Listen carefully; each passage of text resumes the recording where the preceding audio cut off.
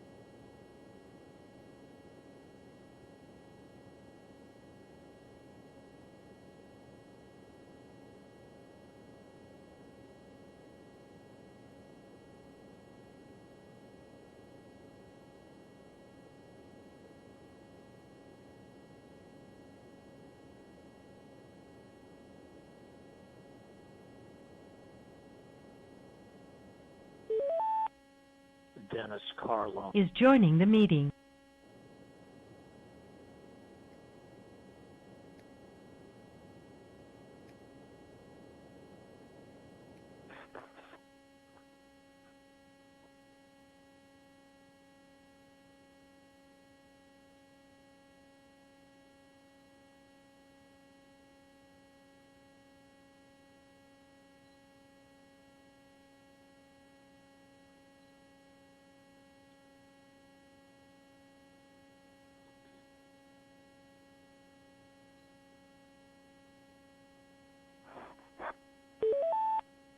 Alana Mallon Is joining the meeting.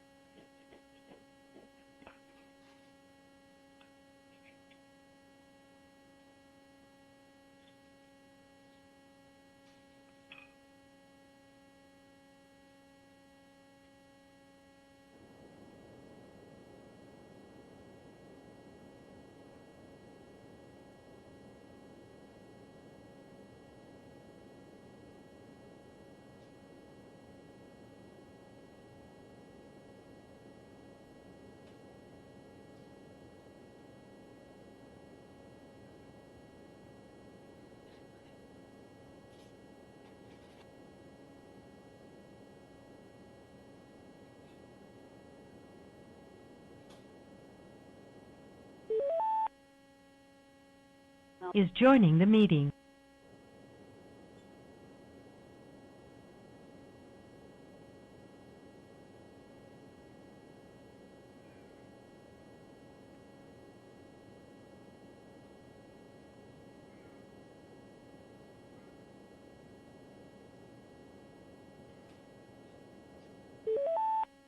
Stephen Sabrina Wheeler Is joining the meeting.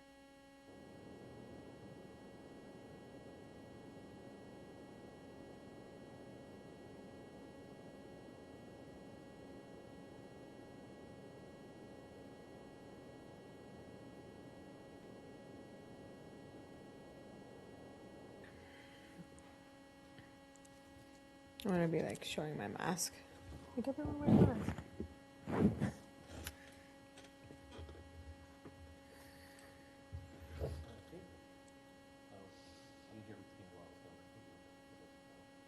Okay.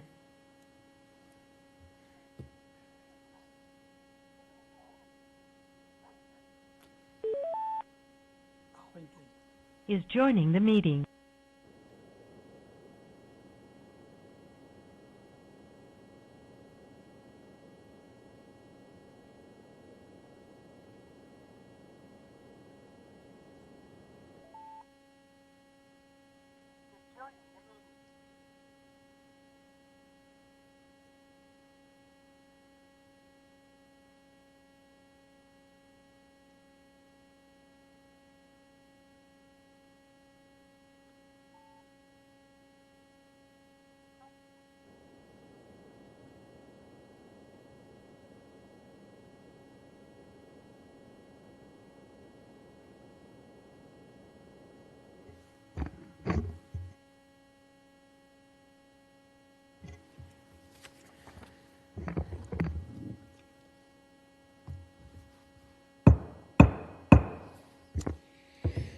Good evening, everyone.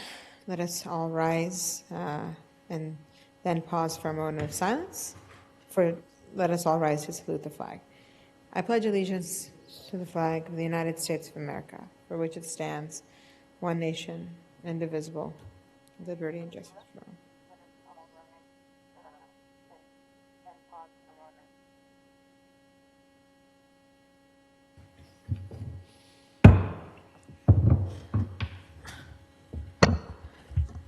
The Governor's executive order issued on March 12, 2020, has authorized the use of remote participation at meetings of the city's public bodies in response to the threat posed to the public by COVID-19, and has issued guidelines for the city's use of remote participation. In addition to having members of the council participate remotely, we've also set up Zoom teleconference for public comment. Please be aware that Zoom is only being used for public comment. In order to watch the meeting, please tune into Channel 22 or visit the open meeting portal on the city's website. If you'd like to provide public comment, please visit the City Council section of the city's webpage. Instruction for how to sign up to speak are posted there. Once you've completed the sign-up procedure, you will receive a link to the Zoom meeting. We will not allow any additional public comment sign up after 6 p.m. So at this point, we will be taking a roll call of members present.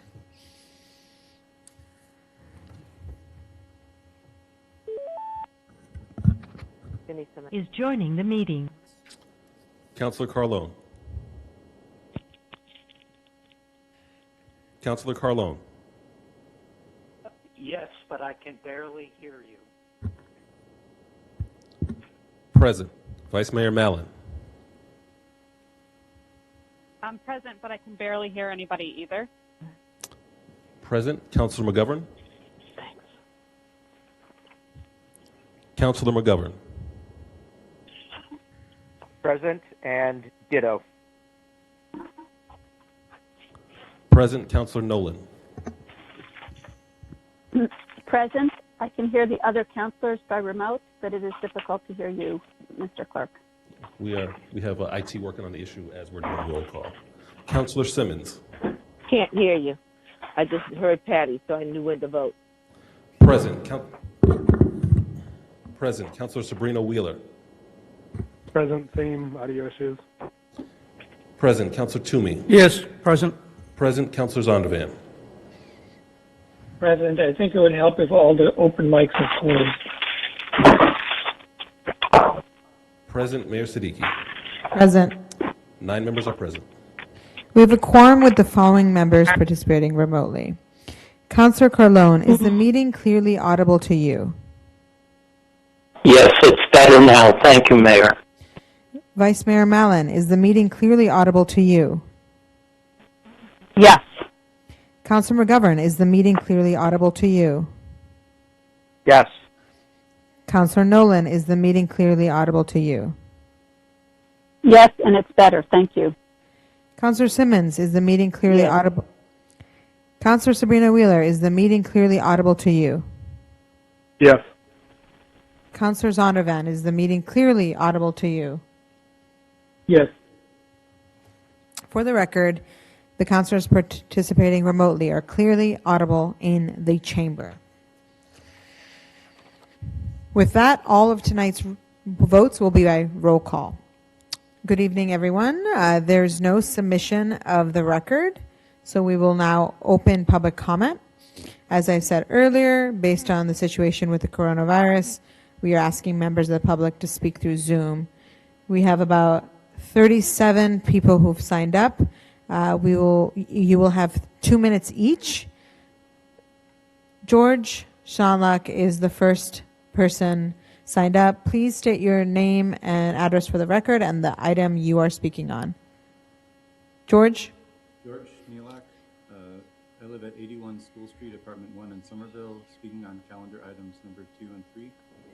I support closing off streets to non-essential travel for the duration of the pandemic because it increases the amount of public space for people to be outdoors while social distancing, which is critical to making social distancing work for the long run.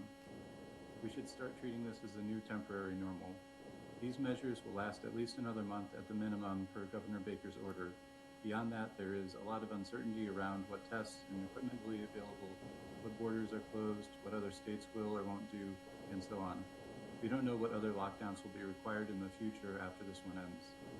Social distancing is a voluntary action, and the city needs to help people adapt to and tolerate the new normal so that it can make doing this as palatable as possible for the long term. People are extremely stressed out, with record-breaking millions of new jobs lost every single week, an extinction event facing our small businesses, and loved ones getting sick or passing away all at the same time. Exercise can do a lot to help people keep their immune systems healthy and alleviate stress. The more the city can accommodate the need to exercise and to be outdoors, the easier it will be on the public to follow social distancing guidelines. Since last week's meeting, Cleveland and Denver have announced their own street closure programs, and Brookline and Somerville are discussing what actions they will take. Even DCR has recently announced some street closures, though not including Memorial Drive. The City Council should pass these two policy orders and urge the city to investigate street closures for social distancing. Thank you. Christopher Schmidt? Christopher Schmidt, 17 Laurel Street, Cambridge, Massachusetts. Also speaking on calendar items number 2 and 3, I think it's clear that this is going to be a situation that we're all going to be coping with, not just for the next few days or weeks, but possibly for longer than that, including months. And I think that we really need to be thinking very carefully about how to provide safe space for people in the world. While I know...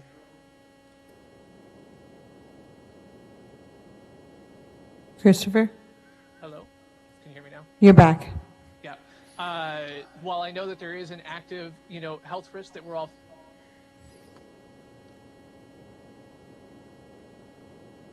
Are you in a dead zone? No, I'm being muted by the admin, so just open the streets. Bye. Next up is Michelle Phoenix.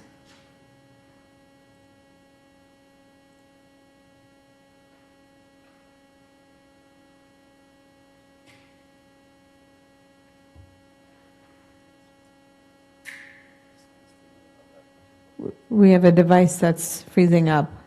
Bear with us. Can you unmute yourself, Michelle? If you're listening. Is that you, Michelle? Okay, I don't think there's a Michelle. The next speaker is Jill Oliver Myers. Hi, can you hear me? Yes. Hi, I'm Jill Oliver Myers. I live at 37 Murray Hill Road.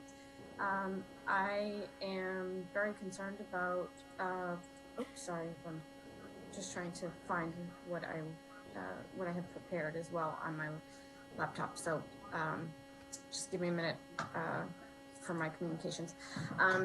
I'm very concerned about policy orders number 67 and 68 on possibly opening the streets in each neighborhood as well as Memorial Drive. I really feel like these policy orders are not being very well thought out and that they can lead to some serious health risks and to some quite a few problems. I feel like this would be very disastrous if this policy order were to pass. With the warm weather approaching and with a lot of it already being here, we're already having a hard enough time convincing groups of people to stay home and to self-isolate and to even wear masks. I think if these streets and should Memorial Drive be shut down and then opened up for recreational purposes, we're just going to have groups of people riding bikes, rollerblading, walking, running, and I also think that they will begin to congregate, particularly the teenagers. I don't think it's just going to be teenagers and the exercises that people are envisioning. I think it's going to be, again, teenagers. I think it's going to be people that don't live in Cambridge. And I think people who are at high risk are going to really suffer. I think we're going to have to begin to divert police officers and fire personnel who are already very overtaxed and who are already having to work overtime to these areas to monitor them. And I just don't think this is what we want to be doing at this point. I think that we can think other ways to have people get fresh air and to exercise. There are lots of other ways to do this throughout the city, and I don't think this is how we want to really be spending our time right now. I just don't think that these policy orders are very sound, and I think in terms of what's going on in the world and in Massachusetts at this point, that this is just really a reckless thing to do. Thank you. Next up is Manny Lasardi. Hi, can you hear me? I can hear you. Hi, my name is Manny Lasardi. I live at 25 H Street. I'm here also regarding policy orders number 2 and 3. Before I start, I'd like to thank Councilor Simmons because I believe she either knowingly or unknowingly saved lives by charter writing these policy orders last week. With the previous speaker, I agreed not only that it's reckless, especially policy order number 3 to close down Memorial Drive. In my opinion, I believe it's criminally negligent. This body was slow to close to demand closing of non-essential businesses. This body was slow for demanding the stay-at-home orders. This body decided to host a virtual town hall for businesses before they held one, even if you've scheduled one yet, to hold a town hall for residents. If you go ahead and close Memorial Drive, it will be like summertime. If people congregate there, it becomes an event. People will travel on the buses and on the subways to get there. We will spread the virus more. We will spread it more. I believe policy number 2 is reasonable because if you close neighborhoods down the streets to non-essential vehicles, you keep people in their neighborhoods. It spreads it out over the city as opposed to bringing people down to Memorial Drive. I can't emphatically say it enough that if you close Memorial Drive, we will never know how people got infected, and therefore this body would be criminally negligent, in my opinion. It would be a potential disaster. You can't interview the virus to see how a person got infected. I have family in northern Italy. They are dealing with this at the tail end of it. They wish they can go back to where we are now. If we proceed with closing down Memorial Drive, you will create a place where people will congregate. Just 2 hours ago, I was in a grocery store, and not everyone is practicing social distancing. You will have the same issue there. The priorities of this body— Manny, your time is up. Thank you. You can email the council if you'd like. Next up is Samuel Fanningbaum, followed by Randy Stern.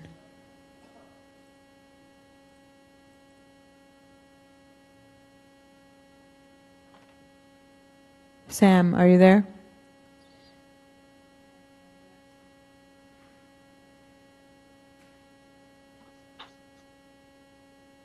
Are you talking to Sam Ketchmar? Sam Fanningbaum. He's not on it. Okay.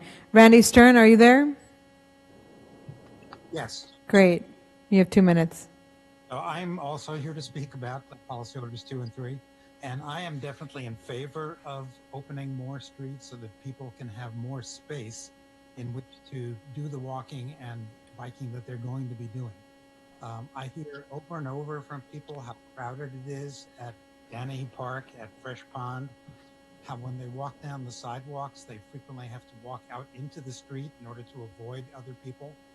To me, it makes an enormous amount of sense to simply increase the amount of space, both in neighborhoods and along Memorial Drive, where people can spread out more because they'll have more space to do the exercising that they're doing already. I also think that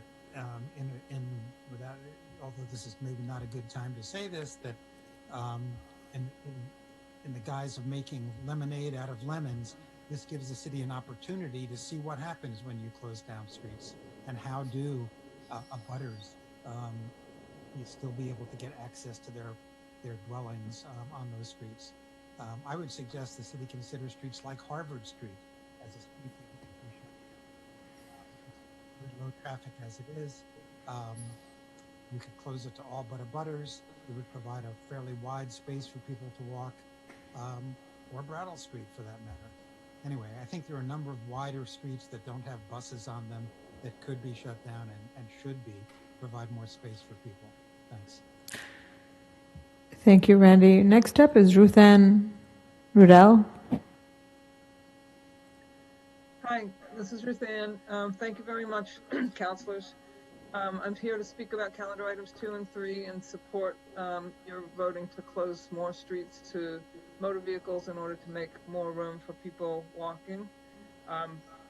I want just to ask you to, send a strong message to the city traffic department to prioritize many streets and streets in every neighborhood for use by people who are walking, and it's really essential in this time while everyone's being asked to stay home and stay healthy while also maintaining physical distance.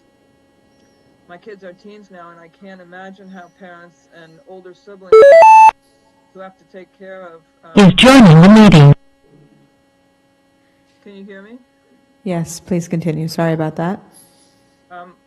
I can't imagine how parents and older siblings who need to care for 3-year-olds and 5-year-olds are doing that in parts of the city where there's no green space and their playgrounds are closed, and I don't understand how 5-year-olds are supposed to play on a 3-foot sidewalk while still allowing elders to walk by while observing physical distance. So motor vehicle traffic is drastically reduced, and it seems like many or even most streets other than the arteries could be closed for all except direct abutters. Thank you.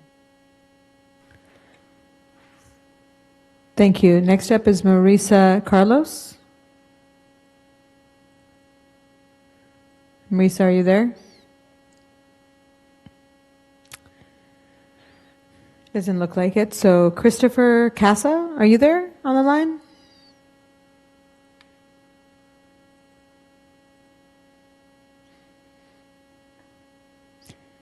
Alexa Weiss is next.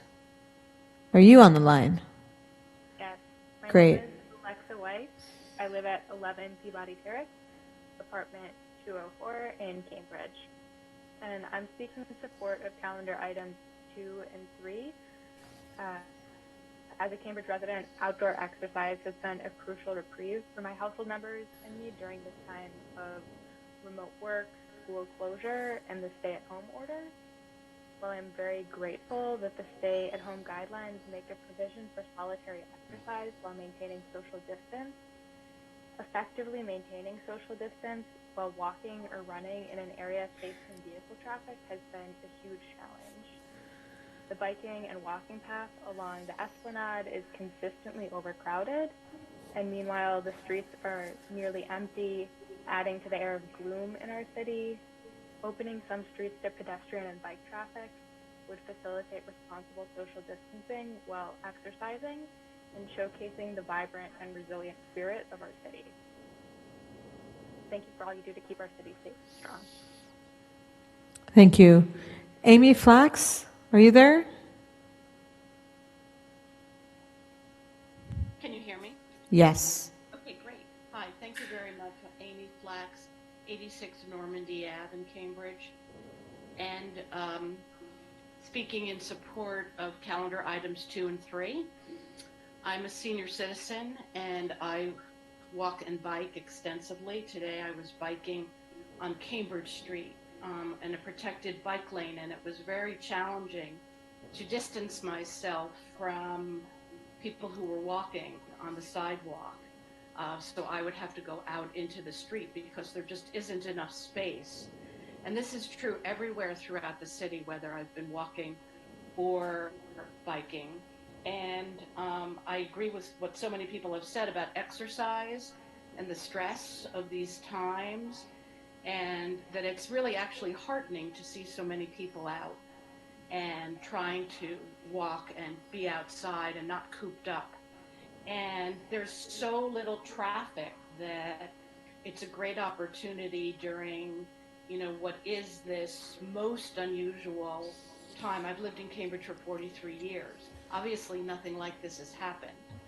And so it's a great opportunity to close down many streets with the low level of traffic, including Memorial Drive as well, in order for people to do the social distancing that they want to do. People were jumping away from each other today and on other days. Not everybody, but most everybody wants to do this. And we care about our city, we care about each other. So I think it's very important.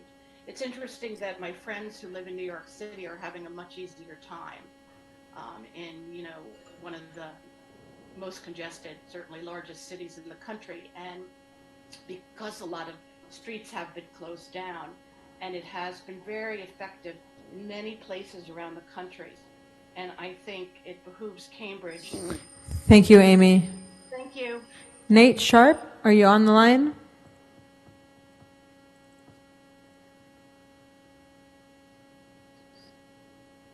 Nate? Edward Faulkner, you're next. Are you there? Yes, hello. My name is Edward Faulkner. I live at 61 Bay State Ave in Somerville, though my children attend school in Cambridge, and we're very close to the line, so we're very much neighbors. My comment is just, I'm speaking in favor of items 2 and 3 as well. I want to point out 2 things I haven't heard so far, which is that the first is this is not only about recreation. People do need to move down the sidewalks. We have essential workers who walk to work. We all need to walk to the grocery store. And many of our sidewalks just aren't wide enough for that. We need safe routes where people don't have to brush shoulders. Secondly, I hear the concerns about folks who are afraid about drawing crowds, but I think people are picturing the kind of street closures we did before this crisis, which was street festivals, where it's limited to only a few hours, and there's a draw event. We're not talking about having a draw event, and I think these need to be all hours so that people can spread themselves out in time as well as space. And it needs to be, as other commenters have said, many, many streets in many, many neighborhoods. So there's no reason for anyone to leave their neighborhood and go to a central location. As long as we meet those 2 needs, I think we can enable a lot of space for a lot of people. And I think the streets are the only pool of space the city has that's big enough to meet this need. So thank you. That's my comment. Thank you. Brendan Albertson, are you on the line? Yes, I'm here. Great. Hi, Brendan Albertson. I'm at 67 Ellery Street, number 3 in Cambridge. Thank you very much for taking these comments into account and for your work during these challenging times. I also wanted to reference calendar items number 2 and 3 and specifically speak in support of both of those.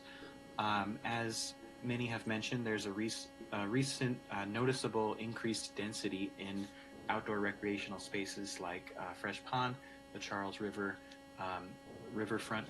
It's great to see so many people outside exercising. However, it does make it increasingly difficult to maintain the recommended 6 feet social distancing rule, as well as on sidewalks. And in fact, it's nearly impossible. I witness from my window at the corner of Broadway and Ellery every day. I witness people running into the street and trying to avoid each other. And I'm a regular jogger as well. I jog around the city, and on every jog I pass probably 25 people, and I try to avoid them, but it's nearly impossible. Adding to that is the fact that when people are jogging and exercising, they're generally breathing heavily, and there's no study been done on this, but you're passing people who are breathing heavily and sometimes coughing while they're jogging and spitting as well. Also, the narrow sidewalks present the same challenge. So with regard to calendar item number 3 and closing Memorial Drive, the concern that was mentioned about how crowds will congregate is a valid one, but as I believe Edward said, the large crowds, we won't see those if it's spaced out over time chronologically. That being said, there's also no shortage of parks and other places where people could congregate in large crowds, but this has not been the case. We don't see large crowds congregating out on the Charles River front or in parks like in front of the library, main branch, and things like that. And my question, I guess, to leave everyone with is that if we... Thank you, Brandon. Sorry, your time is up. Feel free to email the council. Thank you. Sam Ketchmer, followed by Laura McMurray. Hello, my name is Sam Ketchmar. I'm speaking on Charter Right number 1 in regards to a curb cut at 207 Lakeview. I just wanted to state that the Neighborhood Association has submitted their letter of support and we've tried to work with our neighbors to get their support as well. I think that was chartered by Councilman Zondervan last week. That's all I have. Thank you. Laura McMurray, followed by Charles Henbury. My name is Laura McMurray. I live at 334 Harvard Street in Cambridge, apartment H2. I'm speaking in favor of the calendar orders 2 and 3. You can hear me, right? Yes, please continue. Many things have been said that I agree with. I just want to add several other things. If we spread this out over the city and we pick streets that really don't have much traffic on them nowadays, long stretches of those streets, and enough of sufficient mileage, and it's spread out, I really don't think there's going to be a problem of crowding for the reasons that the other speakers have mentioned. I also would prefer to have bicycles perhaps have their own area. I don't think there has been some mention in some discussions of whether police supervision is needed.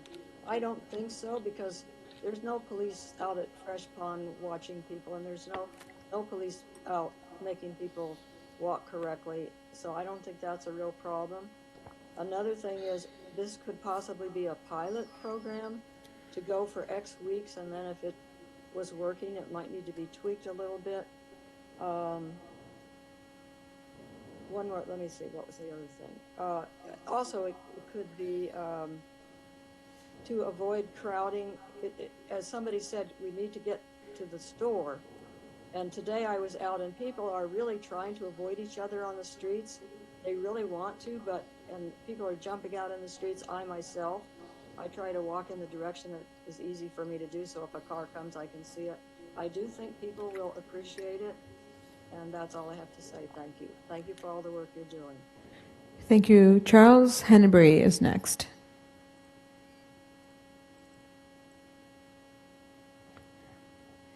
Hello? Carl Alexandra, are you on the line? Can you hear me? I'm Charles Hennebury. I may not have unmuted myself. Oh, please, yes. Carl, just wait 1 second. Charles, go ahead. Okay, thank you. So I'm here to talk about calendar orders 2 and 3. One factor that nobody's mentioned so far is I suspect beyond just the stress of the of this pandemic crisis that we're all facing, there are a lot of people in the city who are used to doing their exercise in gyms, and all of those people now, in addition to working off the stress, are just doing their ordinary exercise out in the streets, and that's increased the load that our streets are facing. So when you go to a place like the Charles River Esplanade, it's just extraordinary. On any weekday in the afternoon, you see a crowd like you normally would only see around midsummer. Meanwhile, there's very few cars in the streets, and I myself and my bike have sometimes biked on the street on Mem Drive because there are so many people on the sidewalks, despite the danger of the fast-moving cars. Not something I would ever have done in any other situation, but there's very few cars right now. So it seems like this could be done at minimal cost to vehicle traffic, and would really increase our ability as people who need to get some exercise to, properly social distance from one another. It does seem like people are handling the responsibility quite responsibly here in Cambridge. It's not like spring break down in Florida at all. People are keeping their distance from each other. But we have very narrow sidewalks, unlike large cities like New York, very small sidewalks with very little space to move on them. The one other thing I would throw in is I have noticed occasionally people in cars on these, given how little traffic there is, some people in their cars are taking the opportunity to drive at 40 miles an hour down streets like Putnam Avenue. I know our police have more important things to do than give people tickets, but I wish there was something we could do to get the word out to people that just because there's no car in front of you doesn't mean you should be driving that fast in Cambridge. So thank you, and that's all my comments. Thank you. Carl Alexander, are you there? Yes, hi. Can you hear me okay? Yes, thanks so much. Great. Thanks, Mayor. Carl Alexander, 23 Madison Street in Somerville. Thank you so much for all the work the city doing this ongoing crisis. Ruth, can you go on mute? Who can unmute right now? It's Ruth. But in either case, I'd like to speak in support of calendar items number 2 and 3 with regards to linear open space. Big thank you to my fellow residents in the area who have been practicing safe, responsible social distancing on our linear corridors, the Alwaif Greenway, over in Fresh Pond. You know, the open spaces where residents are able to bike and walk at a safe distance, it's not distributed equal throughout the city. There's a lack of contiguous open space in the port, and especially in the port and East Cambridge neighborhoods. I am a volunteer for the Friends of the Grand Junction Path advocacy group, and that path is coming, but it's coming in a few years, and it's not here today when we need it most to ensure that our residents can safe and responsibly recreate. And just really want to encourage the exploration of these options, especially in low stress neighborhood streets. Traffic speeds are really high right now in our neighborhoods. It would not hurt to treat this as a traffic calming effort as we work to make sure everyone can be safe and responsible as we navigate this crisis. Thank you. Sarah Levy? Hi, yes, thank you. Also, 52 Pearl Street, Unit 3 in Cambridge, and speaking in support of policy orders 2 and 3. One thing that hasn't been mentioned, support a lot of what folks have already said. In regards to folks popping out into the street for running and walking, there are still some cars on the street, and God forbid somebody get into an accident. The last thing we need is to put additional strain on the medical system right now. So instead of having folks pop out into the street where there could still be cars, it would be much better to have there be designated streets where you know that you can run in the street to practice social distancing without the risk of potentially causing an accident. I think another issue is, sort of as folks have said, no one is policing social distancing right now. And I think it behooves us to trust that our community members and our neighbors are going to do the right thing and essentially create the better options for us all to do the right thing, rather than trying to sort of micromanage folks' activities in these difficult times. Thank you. Ruth Allen, you're next.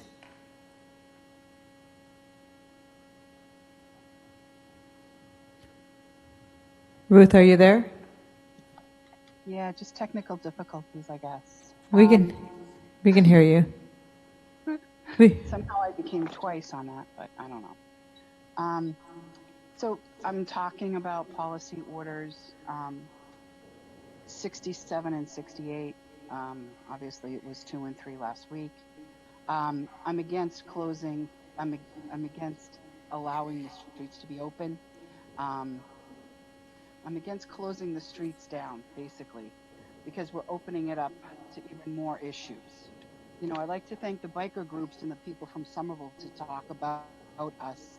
There's a lot of people that didn't even know that these things were coming up.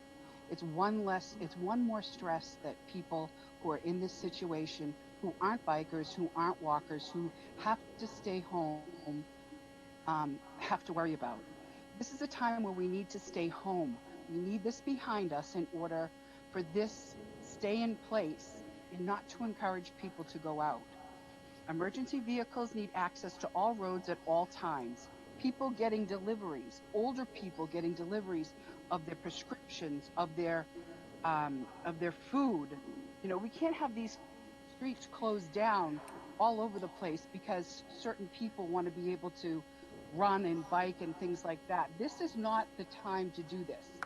I want this over. I don't want to extend this any more than we have to. I might be losing my small business that I've had in Cambridge because I closed down on March 16th. And you're encouraging more people to go out and to look, to see. If the people think that people are not congregating, then you're not looking at Danahy Park. There's kids playing soccer. So policing, we're not policing, but there's a lot of non-social distancing going around. If we close down these streets, it's going to have more impact on the people that aren't able to get out, that aren't able to exercise. You have to put those people into consideration as well. Don't do this. Don't make us open ourselves up to more issues. Thank you, Ruth. Thank you for your testimony. Next up is Andy Takatz. Hello? Andrea Love?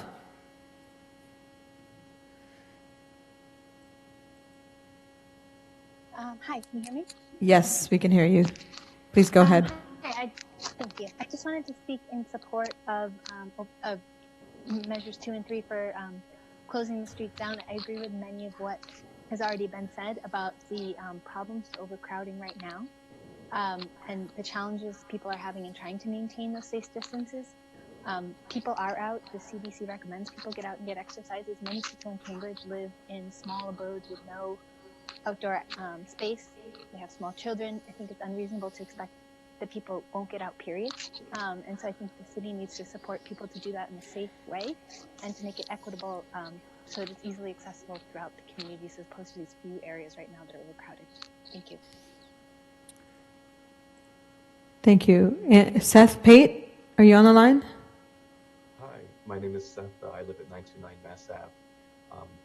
I'm speaking in favor of policy options 2 and 3. Nothing much more to add than what other folks have been saying, just that it seems like we have really narrow sidewalks here at the best of times, and it'd be good to get some help. Thank you very much. Thank you. Gray Lee? Hello, and thank you everyone for attending this meeting and trading ideas and deliberating on these topics. I'm speaking in support of opening the streets. I'm not exactly sure what the proper nomenclature or number is, but I'd like to support these policy orders in order that we can all stay active and healthy. Right now, the pathways best suited for walking, running, and biking are too crowded to use responsibly. There's way too much foot traffic to stay 6 feet away from others who may be breathing heavily if they're running, etc. This is especially problematic on the paths along Memorial Drive, which I and many other people are now comfortable using. There are hardly any cars on our streets, but streets are still unsafe for pedestrians, making this somewhat of a waste of space considering the conditions we're in. So I urge you to consider closing some roads to traffic, especially Memorial Drive, even if it's just for a few hours of the day or in some other way managed to meet the various needs that we have for public safety. Thank you for your consideration. Thank you everyone for being here. Thank you. Miriam Goldstein? Okay. Vivek Sikri? Okay. Suzanne Becker?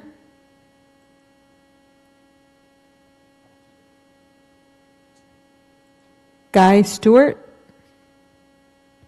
Hi, my name is Guy Stewart. I live at 8 Florence Street in Cambridge, and I want to speak in favor of calendar items 2 and 3 that we make Memorial Drive and the city streets usable by pedestrians and as much as possible limit vehicular traffic.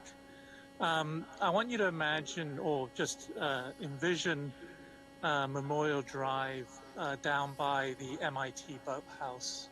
Right now that boathouse has been rehabilitated and one lane of Memorial Drive has been taken up by a space for pedestrians and bicyclists.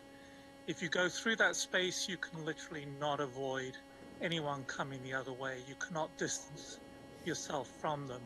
So if we are going to take seriously the idea of social distancing along Memorial Drive, it seems like that area needs to be shut down completely to pedestrians and cyclists because it's just not working right now. The other option is to close Memorial Drive to vehicular traffic, and suddenly you open up at about 100 feet of parkland to people who can run and cycle along it. There's plenty of other options for cars to use to get to places not going along Memorial Drive. So just logic and the present situation, the facts on the ground dictate that we should no longer have cars on Memorial Drive and only have pedestrians and bicyclists for everyone's safety. thank you very much for all the work the council is doing, and thank you to city officials, administrators for their work too. John Hawkinson? Sorry, what? Okay, you're listening to the Zoom stream. Rachel Wyan. Okay, my video, I'm not able to start my video. It's been blocked, so it's just my voice. Thank you so much, Mayor Siddiqui. I really appreciate all the hard work you and all the city councilors have been doing since this coronavirus crisis began. I'm here to speak in favor of calendar items 2 and 3. I think everybody who's spoken already has made some excellent points. I also would like to say that the calendar items, the resolutions, the policy orders were to say that this would be studied. It's not to say that fait accompli, as soon as the vote has gone, it's going to be opened like that magically. The streets have to be studied. The Memorial Drive opening has to be studied. I mean, opening for pedestrians and closed to traffic. I've spent a little bit of time in Portland, Oregon, where certain streets are not completely blocked to traffic, only to the abutters, the people who live there. But it's so nice for cyclists, as I was cycling there, to be able to go down those streets knowing that they won't have throughway traffic going, speeding along these residential neighborhoods. We could have something like that here now and check it out, and maybe it would be permanent. But at this point, it does make sense to give us more space to walk, families to be out. I walk my dog a lot and I ride my bike a lot, and it would just be so much more pleasant to have more space, not to congregate, but to move, so that we are not cooped up in our homes 24/7, but we can get out in a safe way and keep ourselves healthy. It's very, very important, both physically, emotionally, and psychologically. I appreciate all your hard work. Thank you. Thank you. Anna Henchman. Yeah, hi, can you hear me? Yes. Okay, great. I'm here with my daughter, and it's not possible for me to have the video on, I guess? No. My daughter, okay. Well, I live at 85 Fairweather Street, and I've been, I'm talking about calendar items 2 and 3. I'm in support of them, and my biggest priority is safety. So I actually agree with everyone who's spoken thus far about the importance of safety, including those who are opposed and concerned. But I think it's extremely important that we have safety against the coronavirus, but also in terms of how we get around. And I think that this would allow for that. So I bike, walk, and drive around Cambridge, and my family members do too. I regularly bike to work at Boston University along the river, and I witnessed many deaths and injuries of bicyclists, some of whom I knew and others I didn't. I mean, I went to Porter Square right after Joe Lavins had died in 2016, and my stepson saw another bicyclist death. So what we need right now from you, which we were getting to, is strong, clear guidance and setting a good example. And thank you so much for the tireless work you've been doing to help inform and guide Cambridge residents. I know as a frequent walker and biker and driver, I know the most dangerous areas are the ones where the rules are not clear, where you don't know exactly how you're going to navigate things. And right now there's not a clear etiquette or habit about how to safely figure out social distancing when you encounter someone on a sidewalk. Since the playgrounds are closed, but people are getting groceries or getting exercise and they're relying on these narrow sidewalks, we need to kind of have a way to do that safely. And yesterday, my daughter and I wanted to make room for an elderly man who was walking down the sidewalk. She was on her scooter and I was walking. So we walked out into the road, but she didn't really know when to come back onto the sidewalk. And Sorry, Anna, your time's up. I'm sorry to cut you off. If you'd like to email, please do. Next up is Heather Hoffman.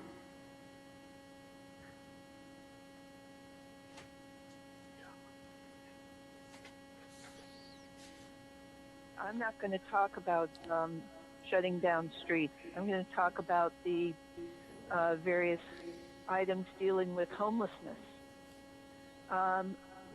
First off, I want to thank the manager for asking for money to keep the day shelter at First Parish open. It's really important to give people who don't have another place to go a place to go.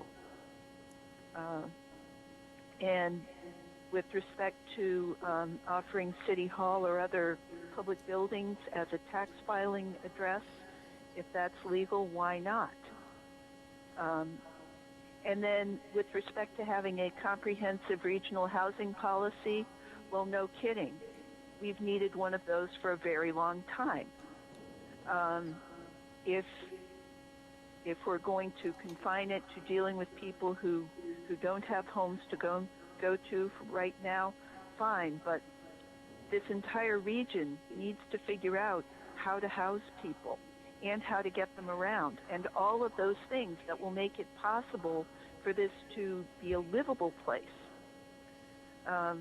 which it is becoming less and less of. Cambridge has taken it upon itself to become Manhattan without the charm. And so I hope that we will do all of these things, and that we will also figure out how to give people a place to stretch their legs and still have some space around them. Thank you. Next up is Yona Freemark.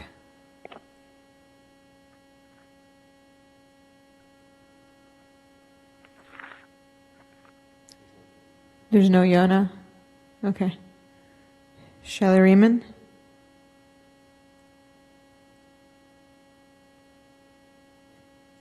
Shelley, are you there?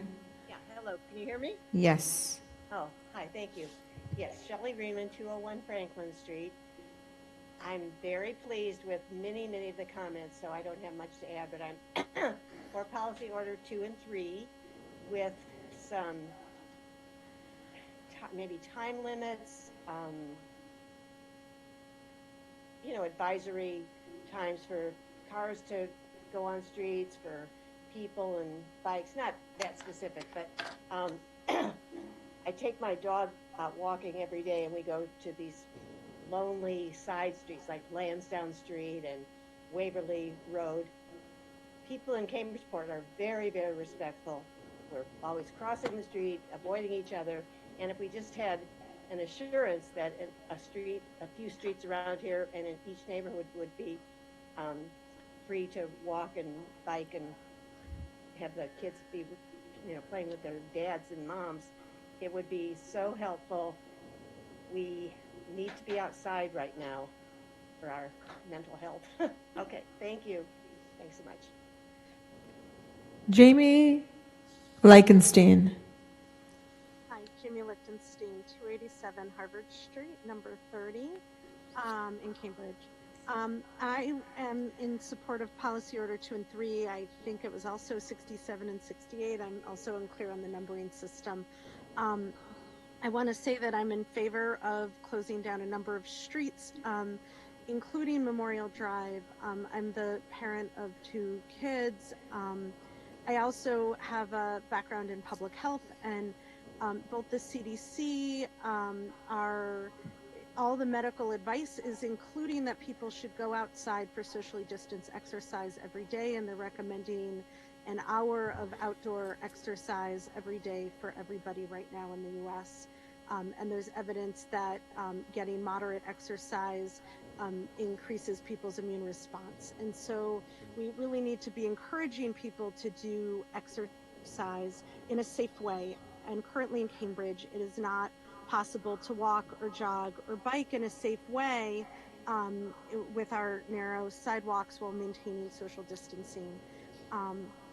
When I was out with my young kids, it surprised me where there weren't many cars, but Mem Drive, it's not even possible to jump into the street to get around somebody because there's so many cars on Mem Drive right now.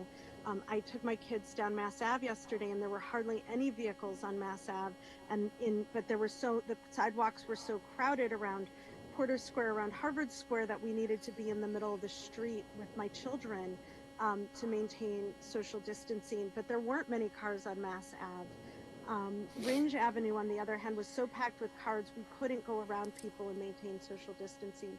So I'd really like to encourage the City Council to, as many others have said, identify streets in every neighborhood that could be closed down to vehicles so people can safely maintain social distancing while walking or biking to get groceries, as well as getting the recommended CDC Thank you. recommended exercise. Thanks. James Williamson. Okay, I'm going to depart from the bicycle agenda for just a minute here.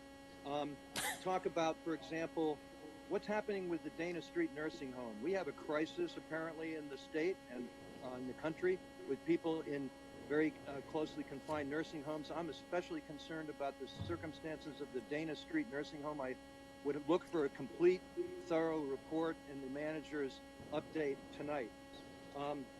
Secondly, masks. We've been told not to wear masks. Now we're being told to wear masks. It doesn't matter sort of what kind of thing you can throw together. Not all of us have sewing machines. Is there a plan to perhaps make actual masks available to the people who are believed to be most at risk, over 60? Masks could be included in the food baskets that are being delivered to people. You could call in and make a request for one. What about the rent bubble? You know, we're only going to talk about bicycles tonight, or we're going to talk about the coming rent bubble after people don't pay rent for a couple of months and then all of a sudden the rent is still due. Could we have meetings with renters, much like the admirable ones that Lana Mallon is having with business owners? I saw people playing volleyball in Como Field at 5 o'clock this evening. If we're going to have rules, could we have them enforced? A rule that isn't enforced isn't a rule. Let's not make rules unless we're going to actually try to be serious about enforcing them. The Louisiana Health Department has a very good website with their updating of their daily data. I would encourage people in the city administration to take a look at it. I've emailed it around and see whether it's something we could emulate here to provide information, for example, about testing. Break out the data in a way that would be a little bit more helpful than what's currently available at the Cambridge Health Department. And as for the closing of the streets, if we're going to close off traffic, let's make sure there's a separation between pedestrians and Thanks, bicycles. James. Thank you. Lily Porton. Are you on the line? Okay, I don't see her. Ian Klepter. Are you there? Okay. So that concludes public comment. On a motion by Councillor Toomey to close public comment, roll call. On closing public comment, Councillor Carlone. Yes. Yes. Vice Mayor Mallon. Yes. Yes. Councillor McGovern. Yes. Yes. Councillor Nolan. Yes. Yes. Councillor Simmons. Yes. Yes. Councillor Sabrina Wheeler. Yes. Yes. Councillor Toomey. Yes. Yes. Councillor Zondervan. Yes. Yes. Mayor Siddiqui. Yes. Motion passes 9 in favor, 0 against. Public comment is now closed. We now move to reconsiderations. There are none. Next up is the city manager's agenda. Pleasure of the city council. There are 4 items. Madam Mayor? Councillor Toomey? Move to bring the city manager's agenda before the council, and I'd like to just have a question on the policy, on his number 1. So number 1 is going to be pulled. Do my colleagues on the line want to pull? I assume 4 is going to be pulled as well. Does anyone want to pull number 2 and 3? Okay, we will roll call on the balance. On approving items 2 and 3, Councillor Carlone. Yes. Yes. Vice Mayor Mallon. Yes. Yes. Councillor McGovern. Yes. Yes. Councillor Nolan. Yes. Yes. Councillor Simmons. Yes. Yes. Councillor Sabrina Wheeler. Yes. Yes. Councillor Toomey. Yes. Yes. Councillor Zondervan. Yes. Yes. Mayor Siddiqui. Yes. Motion passes 9 in favor, 0 against. So we were going to go first to number 4, which is the general COVID update, and hear from City Manager Claude Jacobs and the Commissioner. What I'll do is, after we hear from them, we'll go through alphabetically for your questions. Mr. City Manager? Okay, good evening, everybody. Before I turn it over to the team here tonight, I just want to make a few opening remarks. First, I need to express my thanks to everyone that's been working on transforming the War Memorial Recreation Fieldhouse and Garage into a temporary emergency shelter. I toured the facility on Saturday with the mayor, and I have to say the speed in which our teams have completed the needed structural changes to the facility is incredible. Additionally, the level of logistical planning that has been finalized for operating and securing the shelter is remarkable. There are too many individuals, departments, and agencies to thank tonight, but I want each person that has played a role in setting up the shelter and each person that will play a role in running the shelter to know how incredibly impressed I am, how grateful I am, and how proud I am of their contributions. Last week, I submitted a late agenda item to the council to inform you of this recommendation. I had received from Commissioner Bard and Public Health Officer Jacobs on the need for the use of the War Memorial site because it's the only existing site that meets both physical space and activation time requirements needed for this temporary shelter. As you know, given the COVID-19 emergency, we needed to move at a pace that we would not normally proceed at. One of the challenges that comes from rapid decisions and actions needed to take place to protect the health and wellness of the community is we don't always have a lot of time for communications. As you know, I strongly believe in notifying the council and the community before we undertake major projects in our neighborhoods.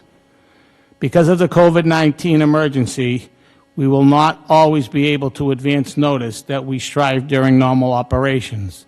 But I do want to briefly tell you how we've communicated news on the War Memorial this week. On Sunday, March 29th, the late agenda item was added to the open portal and available to the public. On Monday, March 30th, I issued a statement on a temporary emergency shelter, shared with City Council, School Committee, and School Administration, shared statements with Cambridge media outlets and work and press coverage, posted on City's COVID-19 website, and the City Manager's statement and task force recommendations shared in the daily community COVID-19 update. The Police Commissioner, the Public Health Commissioner, the Public Health Officer, and I discussed these recommendations with the Council during that meeting. Since then, we have continued our outreach to the community. The Mayor and I sent a message to all CRLS parents and guardians. Our message was also sent to CRLS faculty and staff. The Mayor discussed temporary emergency shelter during the school committee meeting, and a message from me was sent to the Mid-Cambridge neighborhood. We have used Nextdoor, which reached over 2,000 Mid-Cambridge members. We have used the Citizen Observer text, which reached over almost 1,900 Mid-Cambridge subscribers. And we've used Code Red, which reached over almost 2,000 subscribers in the War Memorial area. We have set up a 24-hour hotline, which is 617-349-9770. We have established a dedicated web page to the shelter on our COVID-19 site. In addition to contact information on this site, the site contains a frequently asked questions, and all relevant documents about the shelter have been shared. Today, members of the Cambridge Police Department distributed flyers to the neighborhood with a message from me and the Mayor and a hotline number. Finally, we have developed a communication strategy to keep the public and the neighborhood up to date through this process. As you can see, we have been working hard to keep the neighborhood informed, and we will continue to do so. I want to thank the residents of Mid-Cambridge for their understanding for the need of this shelter. We have received and responded to numerous questions about the shelter, and we have received a number of requests from neighbors who wanted to know how they can help. I want to thank Mid-Cambridge to know that we are doing everything possible to make this shelter a success and to make sure we do not impact your neighborhood. As I wrap up tonight, I want to announce and a thank you to Harvard and MIT. After a discussion with me and the Mayor, we were pleased to announce that each committed $250,000 to assist in the creation of the shelter. Harvard and MIT have worked closely with us on so many different initiatives around COVID-19. Both Harvard and MIT have agreed to assist in classroom space when needed when we first started with CRLS. Additionally, I can't thank Harvard enough for recognizing the importance of protecting our first responders who test positive, and they have agreed to provide housing for public safety employees who come up with COVID-19. I want to thank the president of Harvard and MIT for their commitment to the Cambridge community. When we first took a look at the War Memorial, we weren't sure of the costs, and once we realized it was getting up to that large number, the mayor said, let's reach out, and once we reached out, we had our answer pretty quickly, and I want to thank them. Finally, I want to thank Commissioner Bott and Chief Public Officer Jacob and Dr. Sayer for their work and their continued leadership in this matter. And of course, I want to thank the mayor and the council for their continued leadership and partnership as we addressed our COVID-19 efforts. Our Cambridge has been a leader in terms of coming up with initiatives for our residents to help prevent this, and we will continue to do so. And now I'm going to turn it over to the Police Commission to talk about some of the items we've been doing. Thank you. Thank you, City Manager, and through you, Madam Mayor. So the City Manager was able to pull the entire site together with the assistance of Public Works, Public Schools, Human Services, my department, Fire, Finance, Purchasing, Legal. Quite frankly, marshaling all of the resources of the city, resulting in the temporary shelter complex at the War Memorial being near ready to go. As you can imagine, in order to get the facility ready, there was a lot of construction that was involved. Most of that was facilitated by Public Works, but they had a great deal of support through and by the Cambridge Public School engineers. I can't possibly name all of the construction and all of the efforts that went into it, but a few include: they placed fencing and screening along various points on the perimeter, thereby providing secure privacy for residents. They created many interior physical barriers, cutting off access from various points and managing an approved interior visitor flow. That even included airflow, ensuring that was separate and secure from each portion of the complex. They erected MASH-like facilities in the lower garage area to house those awaiting test results, and that included all of the supportive infrastructure: heating, cooling, bathrooms, electricity, etc. They placed protective covering on the floor of the gymnasium and the track. Obviously, that was done so that the cots and other necessary equipments didn't damage the floor where, world-class athletes compete at very high levels. We were able to secure private security for the inside via a professional contract. We have a dedicated group of officers, primarily from our Family and Social Justice section, to provide neighborhood security 24 hours a day. We're committed to being highly visible. The police department is committed to being highly visible and attentive to issues that arise in the community and in the neighborhood. One of the reasons why we assigned individuals, or I assigned individuals from the Family and Social Justice Unit, is because they're used to dealing with vulnerable populations and the same issues that may arise from the clientele at the temporary shelter. We, as the manager mentioned, established a neighborhood hotline that would be monitored by members of the Cambridge Police Department. That number again is 617-349-9770. Also, several contracts had to be negotiated, and there are several more contracts on the horizon. Cleaning some of the areas will be required 3 times daily, and others will be required twice daily. That'll be done via a contract through a professional cleaning company. The running of the shelter and the daytime programming will also be done via contract through Bay Cove. Food services, they're going to be handled in a manner that supports local restaurants and businesses. There are other issues such as laundry services that will be handled via contract as well. So as we move into the final stages of readiness, Deputy Superintendent Rob Lowe has been, of the CPD, has been designated as the city's coordinator for all things related to activities at the temporary shelter. He's going to work closely with the city's Chief Public Health Officer, every city department and the Cambridge Public Schools to ensure that this endeavor is a success. And I'll end it there. Good evening through you, Madam Mayor. Again, Claude Jacob, Chief Public Health Officer at Cambridge Health Alliance, and I've had the honor of leading the Cambridge Public Health Department. So I wanted to thank the City Manager and Dr. Saya for this opportunity to provide a brief update. So the 2019 coronavirus, COVID-19, is a pandemic that continues to spread rapidly through cities and towns across the globe. As of this afternoon, the case count in Cambridge is now 150 reported positives among Cambridge residents. Just to put into context, there have been over 12,000 reported cases here in the Commonwealth. To date, we've had 1 reported fatality, we've had 16 individuals hospitalized, and there are currently 9 individuals who are currently hospitalized. As has been said, the War Memorial Facility has been secured as a site that has been determined to be the best existing location that meets both the physical space and the activation time requirements needed to serve as a temporary emergency shelter. So just a reminder, and I know I shared this some of this last week, the facility provides 1 centralized location, as you heard, with 3 distinct service areas.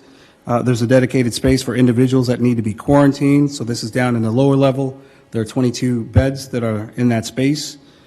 There's a separate physical space for individuals that need to be isolated, so this is up on the 2nd floor in the gym, and there are 50 beds or cots that will be there. And the Fieldhouse complex has ample physical space to accommodate residents without symptoms and for those who may not have access to daytime services or an overnight shelter and are seeking to mitigate exposure to the virus. And again, we've talked about that elasticity, and right now we're talking about 125 cots to be in that space. Really, thanks in large part to our partners at Bay Cove Human Services, as well as our team at the Cambridge Somerville Healthcare for the Homeless program, which is administered by CHA. They've been helping us at least think through the staffing and logistical support as the site is ready to go live. So just also to share in the context, so since this storm has landed, we've had our public health staff redeployed. So a number of the school nurses, for example, have been serving at the Somerville 10th swabbing site. They've been at the Child Assessment Unit, they've been at the Adult Assessment Unit, the Cambridge ED, and Occupational Health Call Center. Our Population Health Initiative staff are working with social media, messaging, and distancing, making sure to create educational materials for food pantries and fielding queries in general from the public. I did want to just remind us all why we're talking about this emergency temporary site. So it provides for the needs and safety of individuals who are COVID positive and need to isolate for at least 7 to 10 days, but cannot or do not have the option to self-isolate at home. It also provides for the needs and safety of staff caring for these individuals on a 24-hour day, 7 days a week. And this is why we've been talking about this in all the details. In broad strokes, just to at least orient you to the activities that we're queuing up, we're still in the planning stages. There's a lot of detail that we have to walk through. The city manager and Commissioner Bart have already at least shared what we've been doing over the course of the last 9 days, but just know that it's been a heavy lift. I did want to acknowledge, at least with our team, and I'll talk specifically about the overflow shelter for a minute, and then at least let you know what we're looking to activate by the end of the week. So it's important in order to mitigate the spread of the virus that we look at the overflow site in the field house. So that's where that main entrance is, door 20 for folks that know the facility. It's really about decongregating the 240 Alderman Street shelter. It's about having a place for folks who will be displaced from the warming center when that transitions over to the field house. And it's also a space to offer shelter for those who are going to be displaced through the Harvard Square shelter. In the end, we have a number of stakeholders who are depending on that resource. So looking at those programs that are impacted through the Multi-Services Center administered by the Department of Human Service Programs, On the Rise, and the Access Center. So just know that our resource of record for that site is Bay Cove staff. Just know that the contrast, the complement, and this has been our priority to activate this week. The team anchored at the Cambridge Health Alliance is in strong support with the Healthcare for the Homeless program, just to give you a sense of what we're thinking about logistically. So overall clinical oversight, and again, I have to thank Mark McGovern, the director of the Healthcare for the Homeless program, for helping me at least think through the details, and this is why it's important for you all to at least have a flavor of what we're talking about. Having a dedicated full-time manager who can float between the isolation site and quarantine site. This is a clinical function, and that's the only person that will be allowed to float between units. So we're looking at that clinical complement provided to the Cambridge Health Alliance in consultation with the Healthcare for the Homeless program and CHA's Emergency Preparedness Director. The complement to that is to have medical consultations, so telemedicine or televisits, so having access to an infectious disease specialist as well as our medical director for the public health program. And these are to support at least the program, the clinical decisions that will be made for those in quarantine and those in isolation. With that, we are looking at making sure that there's some support on the behavioral health side, recognizing the clientele who will be in that facility, recognizing that some may be suffering from mental illness and addiction, and we have to have that behavioral health support made available through the psych department at Cambridge Health Alliance. A couple other pieces to add. So we've already at least gotten the support from our local ambulance service, Pro EMS, and making sure that there are dedicated staff, and when I say dedicated, to be available to help us. So they'll either be supporting us in the quarantine area or stationed outside in an undedicated ambulance, just to make sure that they're at the ready to support us in what we need clinically on site. And of course, the police department and the perimeter to support non-medical emergencies as they arrive. In the end, we're paying attention to all the details that are important for us to manage the space effectively. We know that there are a lot of details that we have to think through, which is why we've completed a number of walkthroughs with a number of different teams over at that site. I can't say thanks enough to the departments. Again, it's a long list. I won't name the names, but just acknowledging Department of Public Works. Again, they deserve the Customer Service Award of the Week. The public schools, they've allowed us to take over that space, quite frankly, and their team has been fantastic. Human Services, Police, Fire, Pro EMS, the Emergency Communications Center, Inspectional Services, obviously the strong talent in the City Manager's Office. I've already mentioned Bay Cove. I've mentioned Healthcare for the Homeless, my fantastic team at the Health Department, and of course, strong leadership provided by Dr. Saya and the City Manager. So just know the timeline for us. We're in the final stretch.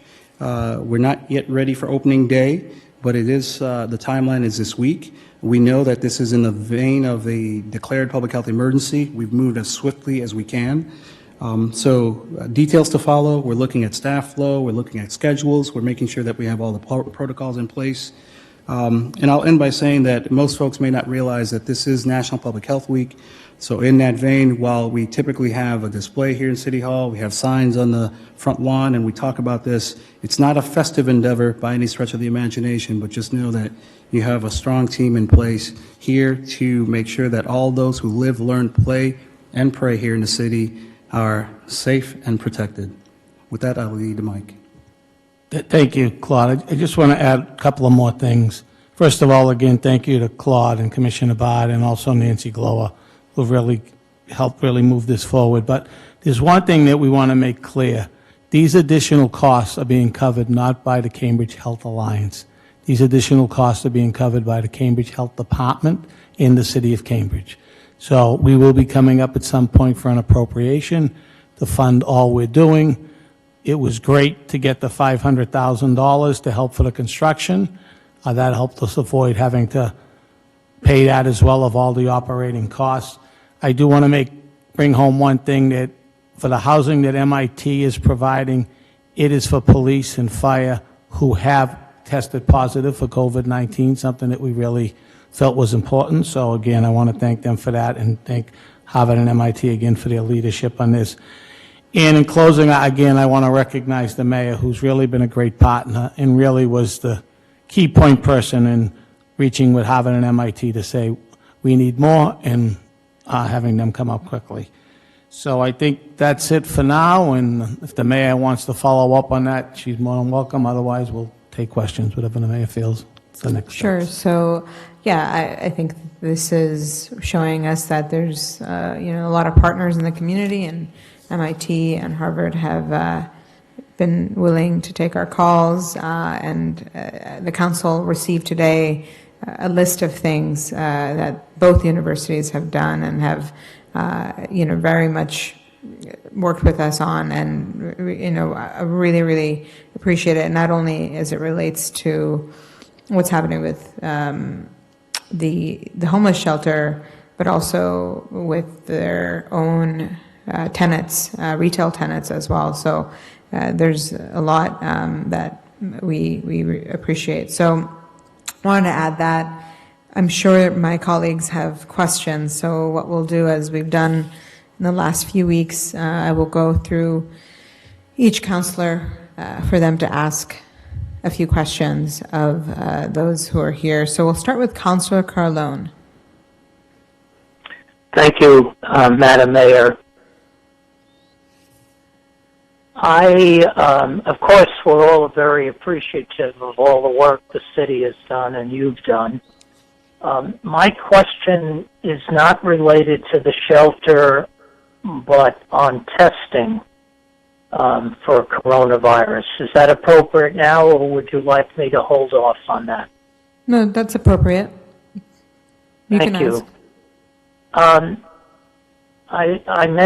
wrote an email, as you requested, to Claude and to the manager that a medical colleague had talked about other locations, some in the country, some in Europe, that are doing blood tests, extensive blood tests that get results in approximately 15 minutes to ascertain how far the disease has spread, even with people who don't show signs.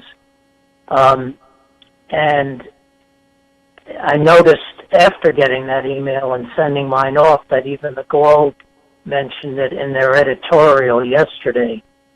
I would love to hear from Claude what his thoughts are on that. Is that something in the offing? I believe one of the cities in Colorado has done it. And thank you for answering the question. Thank you, through Madam Mayor, and thank you, Councilor Carlone. In short, again, I can just share with you what we are offering through the Cambridge Health Alliance. We do have the drive-through capability over at the Somerville campus. We do provide the testing over in the Cambridge ED. But I did at least see your query. I am conferring with the physicians, at least at the Cambridge Health Alliance, and I can follow up with you more directly about what those options look like. I don't know all the universe of different testing modalities, but just know that over the last 3 weeks, we've been able to at least provide that option on the Somerville campus, and just know that that's the rate determining step, the availability of supplies, making sure that we can at least adopt and apply the science to the best of our ability. But so point well taken. We're trying to be as innovative as we can be, but I am conferring with the experts on this about what else we should consider here in Cambridge. If I may, Madam Mayor, through you, thank you for your thoughts. But as far as taking blood tests, we haven't started that yet. We're doing the conventional, more known testing. Is that right? Through you, Madam Mayor, again, not my forte, and I just wanted to acknowledge that we do right now provide the swabbing tests over at this drive-through capability at the Somerville site. I can double check and verify exactly what other modalities we provide in our emergency department. Thank you. And again, I'll just explain why I asked this. It's having a greater knowledge of how far the disease has spread, and not just the people that are directed to getting testing. But thank you very much. I'll pass on further questions at this time. Vice Mayor Mallon? Thank you, Madam Mayor. Through you to Claude. In terms of the emergency homeless shelter, when will this be open? What's the target day to open this week?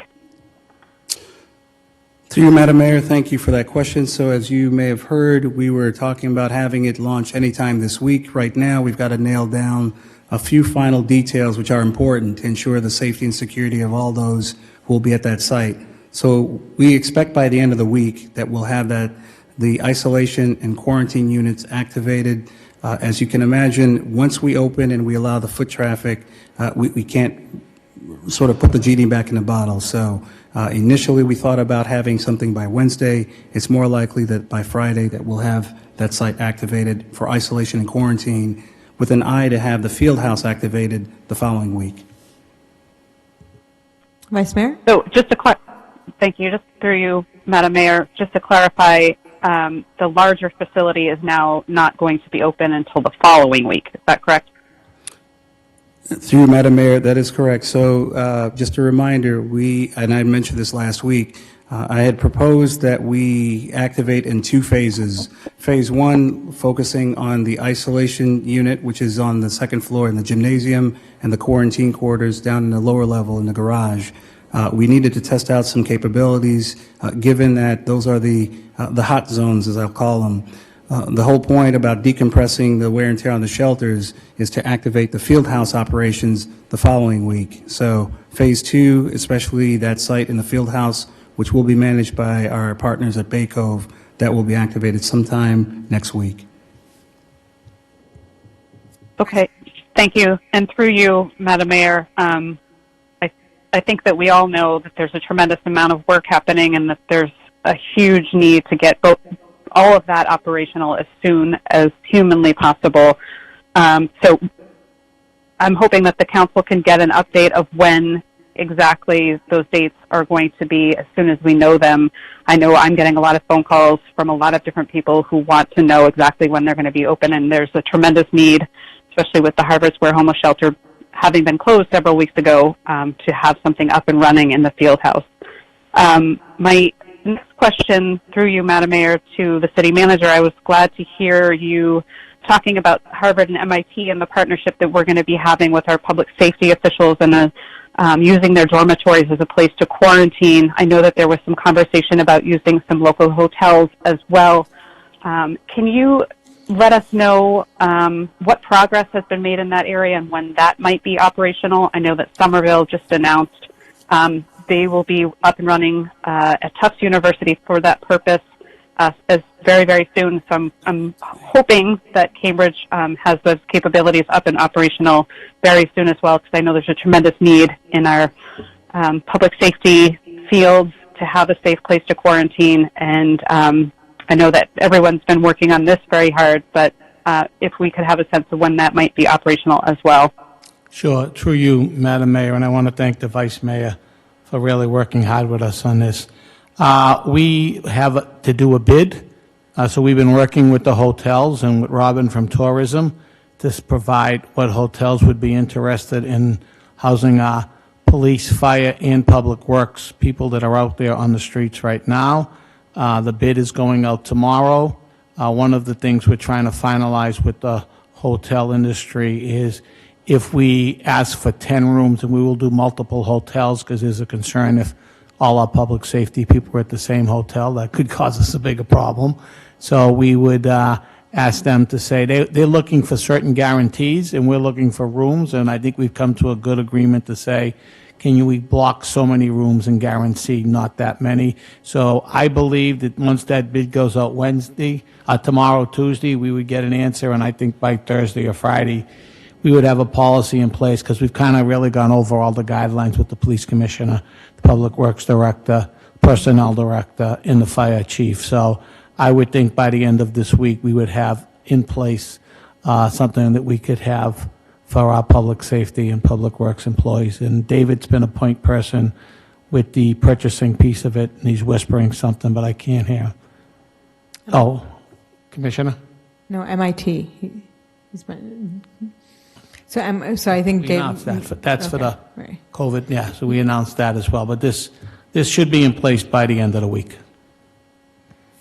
And sorry, okay, I think Vice Mayor, I think what Mr. Kale, David was saying that MIT across 2 dorms is also providing over, I think, 100 beds for our fire and other public safety, as well as pro EMS as well.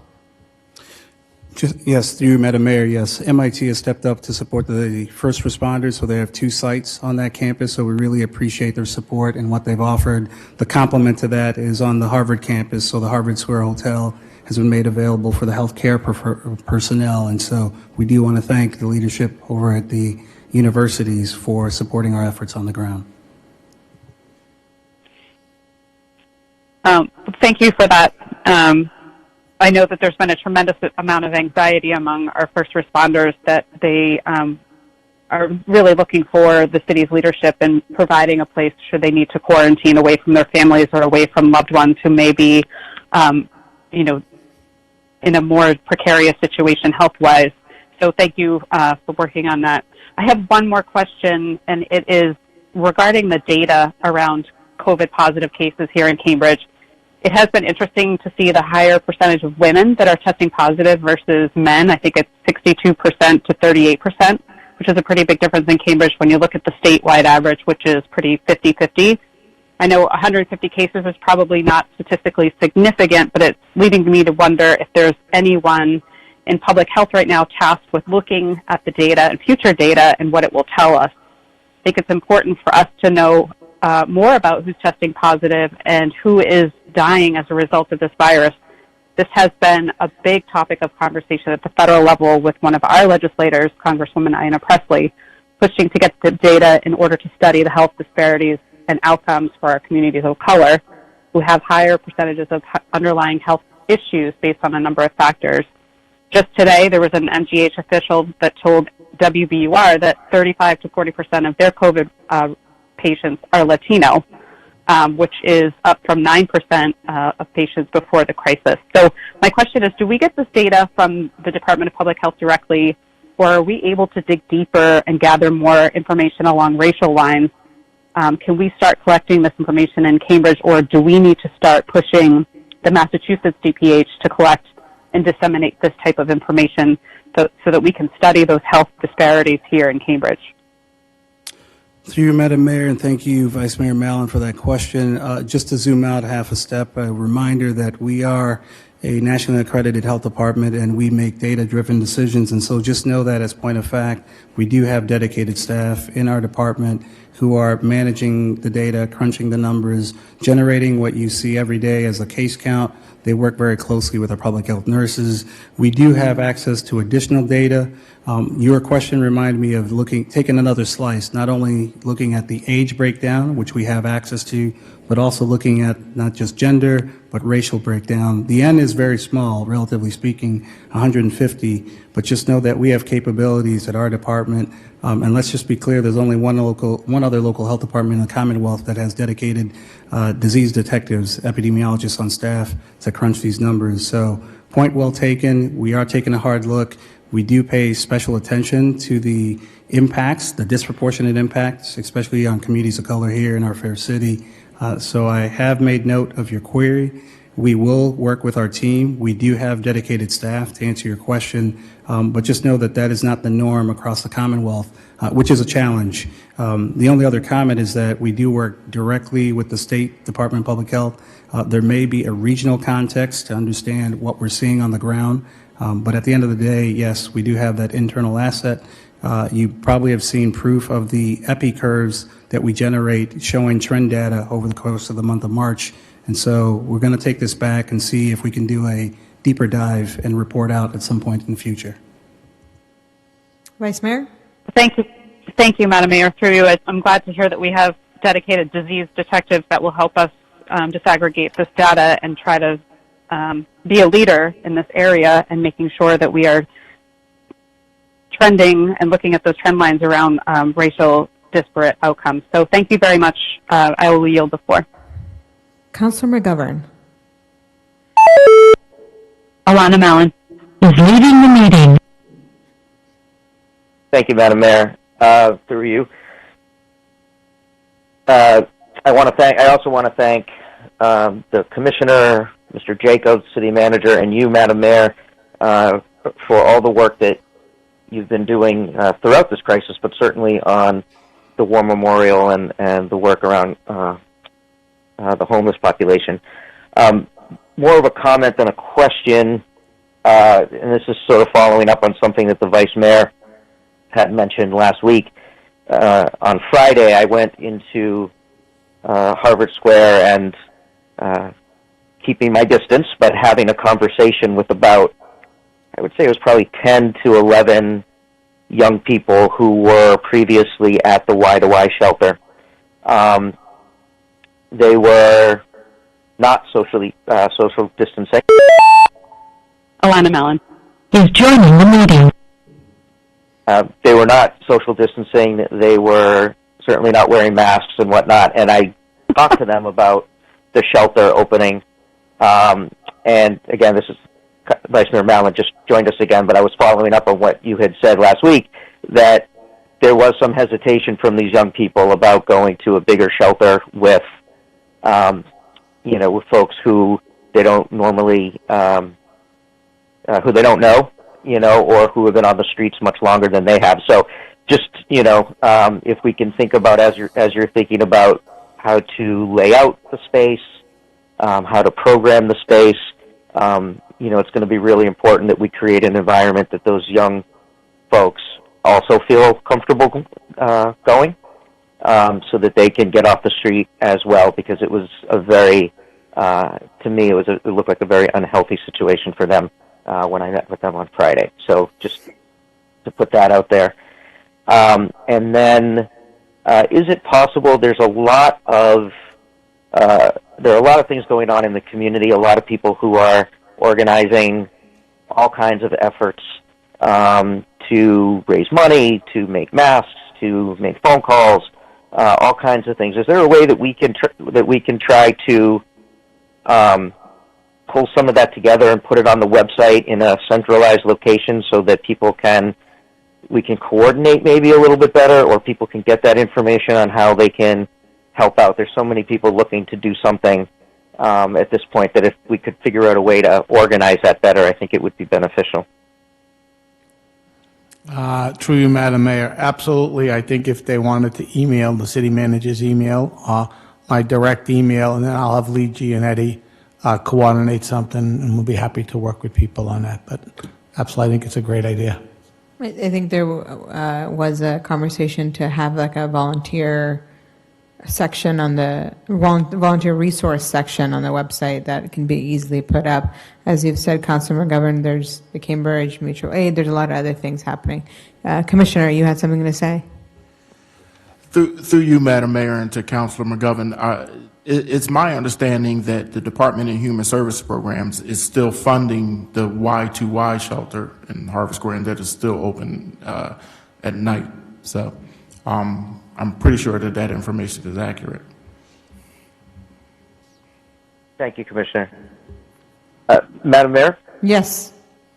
At this point, given that with Mr. Jacobs there, the city manager there in particular, I would like to move suspension of the rules to bring forward calendar items 2 and 3. I would like to hear from our public health officials on those issues.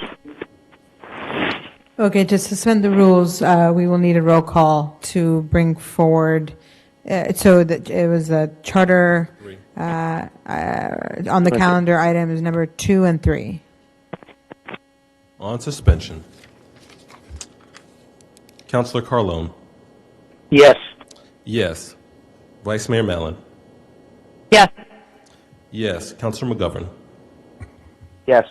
Yes. Councilor Nolan. Yes. Yes. Councilor Simmons. Yes. Yes. Councilor Sabrina Wheeler. Yes. Yes. Councilor Toomey. Yes. Yes. Councilor Zondervan. Yes. Yes. Mayor Siddiqui. Yes. Motion passes 9 in favor, 0 against. Councilor McGovern, your question? Thank you, Madam. Yeah, thank you, Madam Mayor. So this is regarding the policy orders to ask the state to close Memorial Drive, and then also for the city to think about closing some city streets. I'll just say at the outset, I think, we're both impassioned, thoughtful opinions on both sides of this issue. I think this is new territory for everybody, and we're all trying to balance safety with supporting the community in ways that we think are most helpful. So I do appreciate that. I will say that I think there are two assumptions that are being made, both of which I happen to think are true. One being that if we close streets to cars, people will have more room to spread out. I think that's accurate. The other assumption being that if we do that, those streets are going to become more attractive, and we'll see more people go to those streets, which I also think is true. So I think it's a complicated issue, but I don't think we should be making any decisions. As smart as we all are, we're not public health experts, and I don't think we should be making any decisions unless we get some guidance. So I'd like to ask the manager, either through you, Madam Mayor, or directly to Mr. Jacobs. You've seen these on the agenda for the last couple of weeks. I know that you've thought about them. Do you have an opinion? Thank you, through you, Madam Mayor, and thank you, Councilor McGovern, for the question. So if I understand correctly, there's interest for closing down streets in order to invite more activities on those closed streets in broad strokes. Let me just say that this runs counter to what we have been recommending and proposing for weeks now, and I've had this conversation with Dr. Sayed, just to be clear. Our sense is that given that you close the streets, you run the risk of now having, in our opinion, de facto block parties. So imagine, if you will, now that we have to enforce and minimize and mitigate the spread of the virus by these different social interactions. I understand that the premise here is assuming that folks will make better use of the physical space, and I can respect and understand that. But as you may recall, over the last few weeks, we've implemented orders to at least make sure that the parks are safer, the playgrounds, there's restricted access to the playgrounds. While folks do need access to physical space to run and walk and ride their bikes, at least what we've talked about on our end is that it would not be advised at this time to close additional streets in order to have this as an option for residents.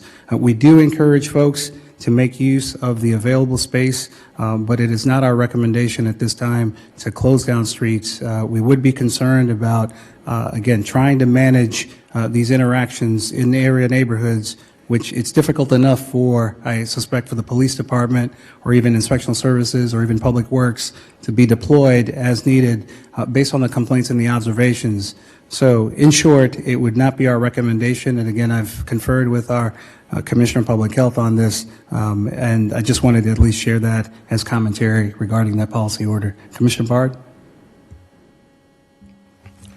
Through you, Madam Mayor. Yeah, so as a department, I mean, we're already being inundated with complaints to monitor recreation facilities and all of our public parks for folks who lack, social distancing principles, who aren't adhering to the social distancing principles. So in my opinion, doing this when we have no idea of how many individuals will take advantage of it, it would put a further strain on us to then go in effect police these sites as well, where folks might not also be exercising social distancing principles.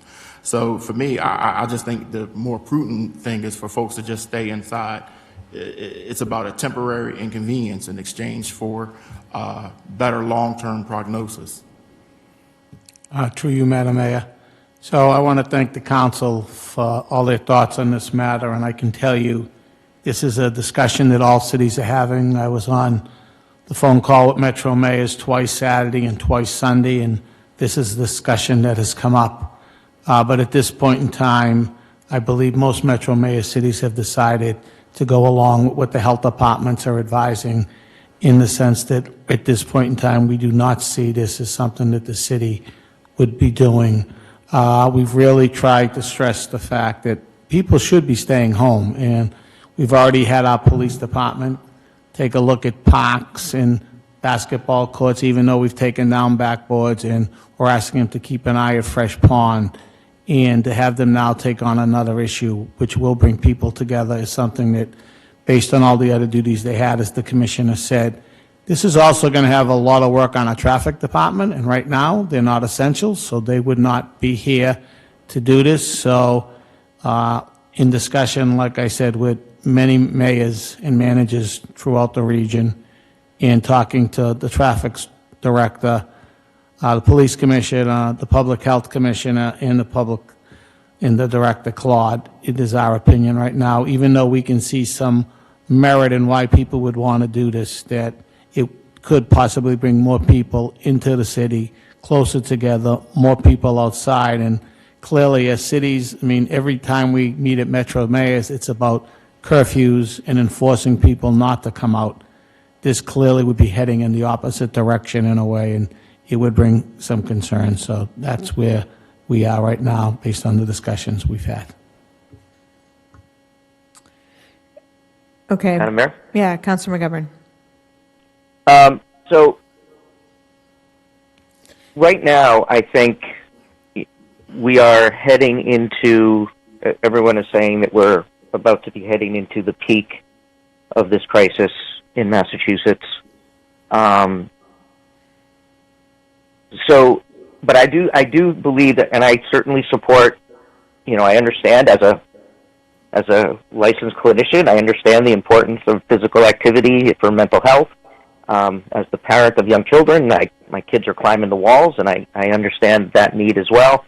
And so I do get where people are coming from with this, but given that we are about to enter this peak, what I would suggest is that we place these on the table, and in 3 weeks, 4 weeks, if things change, we come back and we look at it again. If we vote them down, I believe they cannot come back again this term, which may not be the best thing, because we may find ourselves a month from now in a different situation, and we may want to do this. But to pass them tonight, at the peak of this crisis, when we just heard from our public health officials, our police commissioner, our city manager, that they don't think this is a good idea, I think is really unwise. And I get it, but this is a time when if your normal routine is to jog along the river 5 miles a day, I understand that that's what you continue to want to do. But we are not in normal times. And maybe you cannot do that for the next few weeks until this passes, or few months until this passes. You will get to do it again eventually. We will get through this.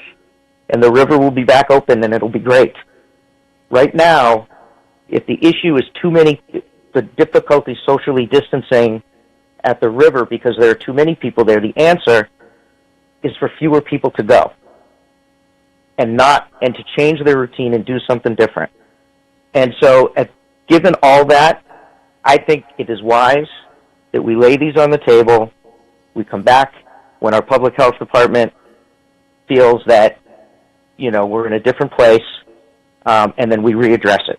If that's not the will of the council and they want this to move forward with the vote, I am going to vote against it, not because I don't support recreation, but this is not the time where we should be taking chances. When folks say, well, let's try it and see what happens, how many people might get sick while we're just trying it to see what happens? This is not the time for that. This is the time to be more cautious, not less. And so I hope we will lay these on the table. If not, I'm going to be voting against it. And let's just be clear, if we vote for it, we are voting against the advice of our public health officials and our city staff who are working every day to try and flatten this curve. So I think because what we have these two policy orders before us, I will go to the motion makers of each, and then I think there's an offer to either lay it on the table, or we have to vote these. But I think because we do also have. So we'll take care of that first, and then I know we still have counselors who want to keep asking questions that are related to the general COVID-19. So Counselor Nolan, I'll start with you, just on your policy order number 2, and Counselor Zondervan, then you'll have the floor about 3, and then we'll go back to the table question. Thank you, Mayor Siddiqui. I didn't understand why a policy order can't be reintroduced. I know that zoning can't be, but I didn't think that a policy order couldn't be reintroduced. Can we get and what the options are? Yeah, so a policy order that is substantially similar to one that the council has already voted on cannot be brought back in the same term. For how long? Until the next term. Okay. Thank you for that. Point of order, can we get clarification on that? If the situation changes, then presumably it's a different decision. So I don't think we can sit here and say that somehow if we vote this down, we could never vote on it again this term. That doesn't make any sense. Mr. Clerk? Yeah, once the council has acted on a particular item for that term, then the rule's been that it is improper for it to be acted on, for it to be brought back. So, Councilor Nolan, that was your... Okay. Okay. Yeah, I just had never heard of that other than related to zoning.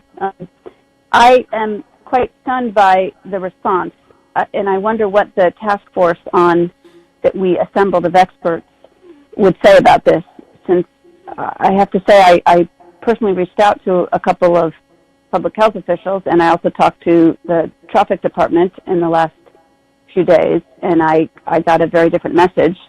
From both Professor Jenkins and Professor Hanage, I got a response that it was a good idea to provide more space for social distancing, and that I said I wanted to make sure that we were on track with orders whose goal is not to provide opportunities for parties. I don't even know where that came from.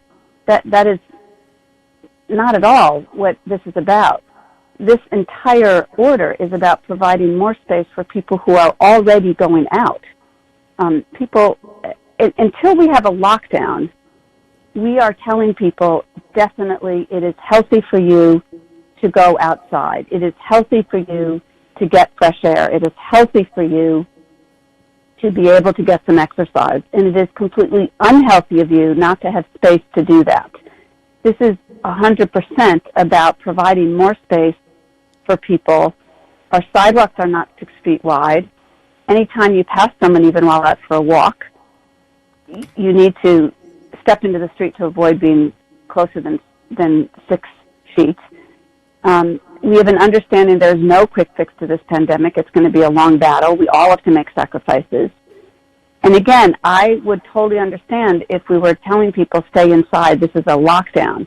But a shelter in place is a very different modality. It is saying do not go outside except to buy groceries, to get prescriptions, to get exercise, get fresh air. It seems to me it's exactly now that it's essential we provide enough space for all residents of Cambridge to safely get outside for at least a few minutes a day, and especially for people in Cambridge who do not live right next to a park or have a backyard or the resources to drive to the Middlesex Fells.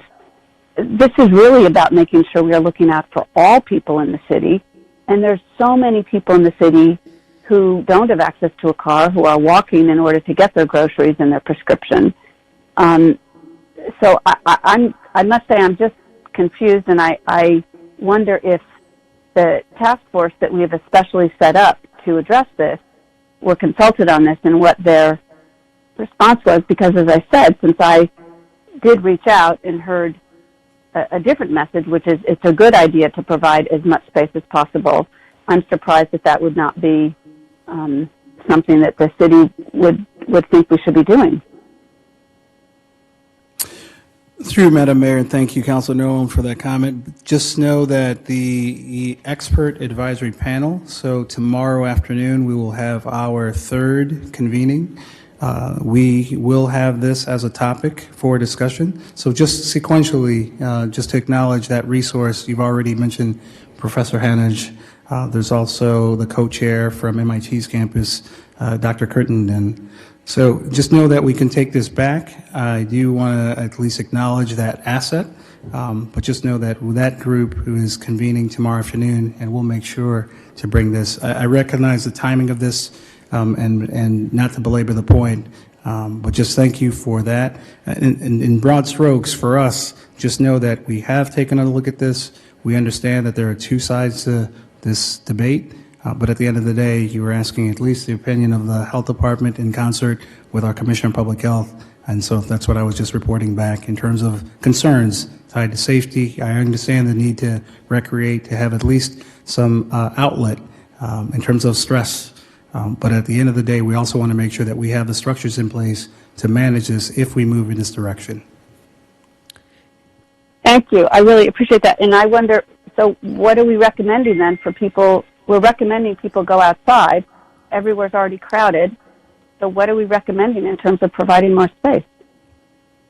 How in a way, from my perspective, I don't see how can we not do this? It's a matter of safety for people to have more space.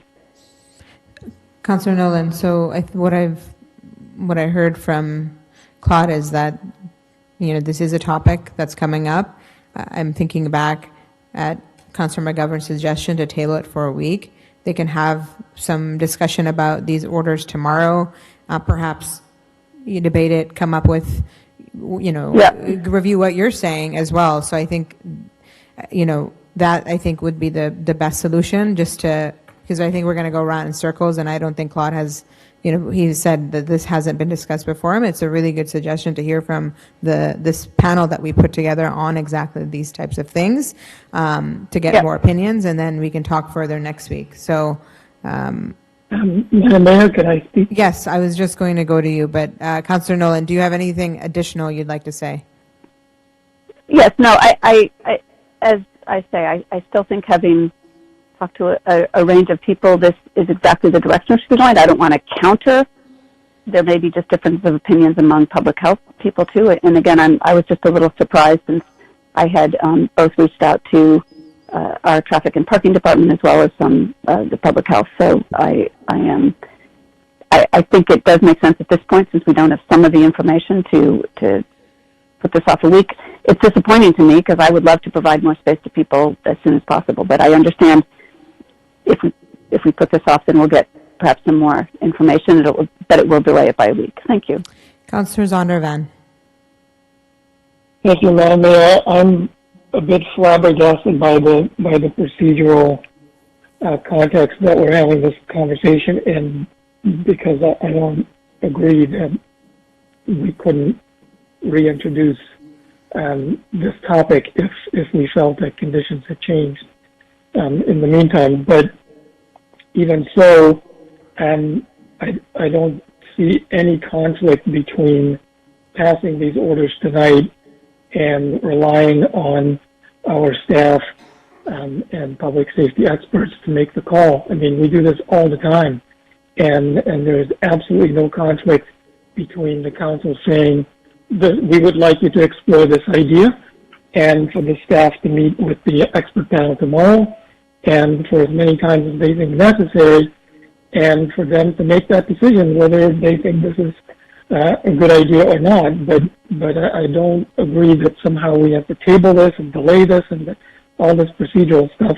It makes no sense to me. I think we just have an up or down vote, and if we think that this is maybe not a great idea tomorrow, but maybe it'll be a good idea in 5 days, then why don't we just vote yes and let our public officials decide what they think should happen when, which is what we do all the time. I mean, any time we vote in a policy order, that doesn't all of a sudden implement that policy tomorrow. It's still up to our city manager and staff to decide and make that call ultimately. So I don't think that's at all relevant.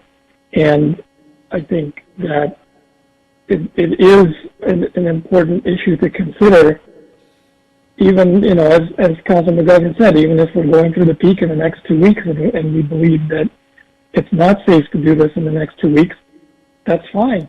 What happens 2 weeks later? And why do we need to delay a vote on that versus expressing our opinion now that we think this should happen, obviously subject to the decisions by our experts as to when it is safe for us to move in this direction. But to simply leave it in limbo doesn't make any sense to me. I mean, the governor's order literally says this order does not prohibit gatherings of more than 10 people in an unenclosed outdoor space, such as a park, athletic field, or parking lot, and then goes on to ban athletic activities that bring people into close physical contact. So the governor's order explicitly says that people are allowed to go outside, and that being the case, and the weather getting warmer, that's going to increasingly happen. So we need to deal with that somehow. Either we find a way to deal with that, or we tell people to stay home and lock their doors and we'll deliver food to their doors. But short of that, we need to address this problem, and I think it's perfectly reasonable for the council to vote in favor of these policy orders right now, and for them to remain subject to our public health experts as all policy orders would be. Thank you. Okay, so we've had Councillor Nolan and Councillor Zondervan speak about their policy orders. I've heard from Councillor McGovern on this. It seems that there's some aspect of wanting this to be on the table versus some aspect of folks who want to see this forward. I'm unclear about the will of the body, so I think I'd like to hear from, if my other colleagues want to talk about these motions and kind of what they're leaning towards, I'd appreciate hearing that. So I think I'll start with someone who hasn't spoken. Councillor Simmons hasn't spoken, Councillor Sabrina Wheeler, Councillor Toomey, and Councillor Carlone and the Vice Mayor Mallon haven't talked about this yet. You don't have to say anything, but I wanted to open up to see if you have comments. Thank you, Madam Chair. So there's two things happening. There's one, you can speak to the motions and speak to any other questions that you have of the commissioner, the city manager, and our public health officer. We're going to just speak to the motions first and dispose of the motions. And then I get to come back and speak to... Exactly. Okay, very good, very good. I'm inclined to support our public health officer, our city manager, and our commissioner, and for a couple of reasons. This virus and what's going on with it is evolving every day. When the early days of the virus, it was only if you had it or thought you'd been exposed should you wear a mask.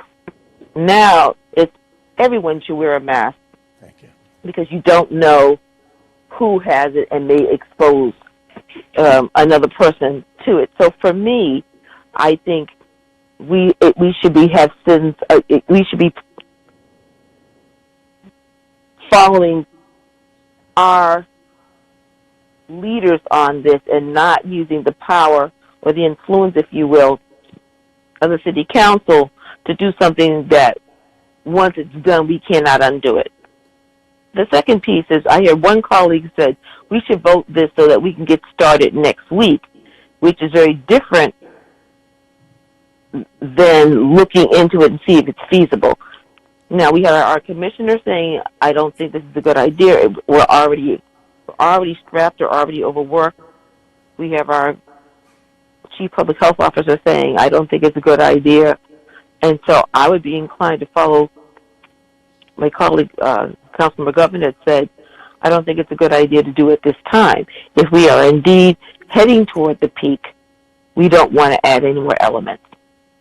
What we've already observed at Cambridge Crossing, Fresh Pond, and a lot of our parks, people are already coming out and they're already congregating, and they're not following the 6-foot rule. They're not wearing masks. We see it every day, and people say, well, I'm just jogging, so I don't think I should have to wear one. But then they're coughing and they're running by someone, or they're spitting on the ground. Quite disgusting, by the way. But there are all these behaviors that we're not going to be able to control. And because we can't control, as difficult and inconvenient it may seem, it's better for us to be inconvenienced for a moment than devastated for a lifetime. And so, and that's what I worry about. I worry about seniors we have seniors that are not barely going out now. But if they were to go out, we are exposing them. And just recently, I believe I saw, if you're 65 or older, we don't want you out at all. What would be it would be a strong draw, I believe, for those seniors to go out if they see everyone else going out. And so I would just strongly request that we follow the spirit and the letter of the recommendations of our leaders that are doing this all the time by staying in. Because again, if we say, okay, we'll go out now, but then go back in later, it's not going to happen. And as someone who has gone out just a bit, just to kind of look over the city to watch what people's behaviors are. Just today, there was a family of 3, and they're all sitting together, bunched up on a bench, no mask. People playing frisbee, no mask. Because they're just, I understand, people have cabin fever, they've been in for a long time, and they're desperate to get out. But I think the smart thing for us to do is to take maybe a very unpopular but a very hard line and say, not at this time. Certainly not before, if we are approaching the peak of this. And I believe, and maybe Mr. Jacob can say it again, are we a week or 2 weeks out from this peaking for us in the metro area? And then the last thing I'll say is if other cities and towns are saying we're not going to open up our streets and we do it, I also think that we're inviting other people to come to us because our streets are open. So through you, Madam Mayor, to Mr. Jacob, you did speak a little bit about the peak period. When, could you say it again, when you kind of estimate that we'd get there, if you know? Through you, Madam Mayor, and thank you, Council Simmons. Really, at the end of the day, what you're acknowledging is what we're hearing from coast to coast in the national tabloids about the current trend. So we don't have a crystal ball here. We can tell you what we're seeing on the ground. We can tell you what we've seen over the last 3.5 weeks, at least in this city, since we've been reporting cases. The peak, what we have heard consistently, the next 2 or 3 weeks are going to be tough. And that's not just here in the Commonwealth, but that's across the country. And so I don't have a crystal ball. I can tell you that to mitigate added risk, from our vantage point, we do want to minimize potential exposures for folks, which is why we're encouraging or discouraging folks from trying to congregate out in the open space. So that's where we land with this. Again, we don't have a crystal ball, but we can tell you what we've been seeing consistently over the last few weeks in terms of the case count. I would say through you, Madam Mayor, that we have been in Metro Mayor's calls probably every day for the last 2 weeks, but 4 calls over Saturday and Sunday. And clearly over the next 2 weeks, everyone feels will be the critical moment. So 2-3 weeks, but it's coming and it's close and it's here, and I think we have to recognize that. So, Councillor Simmons. Thank you. So I would say if it's coming, it's close, we recognize this, let's exercise a little restraint and hold off at least for 3 weeks. And then the last thing, to go back to seniors, if families are going out and recreating, but they're not following the 6-foot rule, they're not covering their mouths, and then they bring it back to their senior citizen, relative, neighbor. Again, once we open the door, it's a door that we're not going to be able to close. I will not vote for this. If it comes to the floor for a vote, I would support laying it on a table. Let's get a little bit more information. Let's try to get past this peak period, and then let's reassess. Councillor Sabrina Wheeler. Thank you. Yes, so it's my understanding with this policy order that it doesn't require it to be implemented 3 days from now. It doesn't require any specific streets to be closed off. It's asking the city to explore this idea. So I don't know why we wouldn't start exploring the idea. We could wait to implement it until after the peak. So all of the discussion about, well, we need to wait until after the peak to pass this, we can pass it now and then implement it after the peak. There's no date requirement on this. There's no streets requirement on this. This policy order asks the city manager to explore the idea. The health crisis is going to last for months. I don't know why we wouldn't start exploring it now. We pass policy orders all the time and don't get a response on them for months. So I don't know why we wouldn't start the ball rolling here. I'm disappointed that the expert advisory panel wasn't consulted on this. I don't really understand what the point of having an expert advisory panel is if they're not going to be consulted on issues like this, and then also the council could have been reached out to both of these beforehand as well. I was a co-sponsor on both of these. We could have revised these policy orders beforehand if someone had reached out to us. I'm disappointed that we weren't. And again, there's no requirement for implementation 3 days from now. We could wait to implement them until after the peak. So I don't understand the sort of semantic point about putting this on the table and passing it 3 weeks from now after the peak, because there's no requirement that this be implemented before the peak. Through you, Madam Mayor, just acknowledging again, underscoring that we will be consulting with the expert advisory panel. They've been in place now for 2 weeks. They are a resource, an asset that works in concert with us and the Commissioner of Public Health. So just wanted to acknowledge that. Tomorrow afternoon, we have our next weekly chat, so we will bring this topic to the experts and report back. I do just have one quick question about the disorders. It's just for folks who live in a crowded area and have to go and get groceries, what's the recommendation for them if they live in a place with crowded sidewalks and can't get there? I'm curious if this is something the public health department, the city manager have thought about. Your question is around if someone goes out to grocery shop and it's crowded? I'm sorry, can you repeat the question? Yeah, if they don't have a car, how are they, what's the recommendation for them to get to the grocery store in a safe way?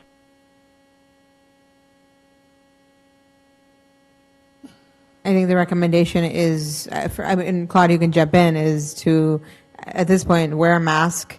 When you're going out, make sure you're socially distancing. Claude, I don't know if there's specific guidelines. Yeah, through you, Madam Mayor, again, I'm just trying to follow the essence of the question. So folks have the option to go out to market. What we have asked the establishments to do is to at least enforce the 6-foot rule. Your question is about neighborhoods, and I can't speak to that. You may have seen that a number of stores have encouraged folks to come at off hours or off-peak hours. Yep. So just acknowledging that piece. Again, germane to the streets, you've heard our recommendation, but in terms of the options that folks have to exercise, regardless of what neighborhood they live in, again, they'll take it upon themselves to decide the best time to go out and about to shop.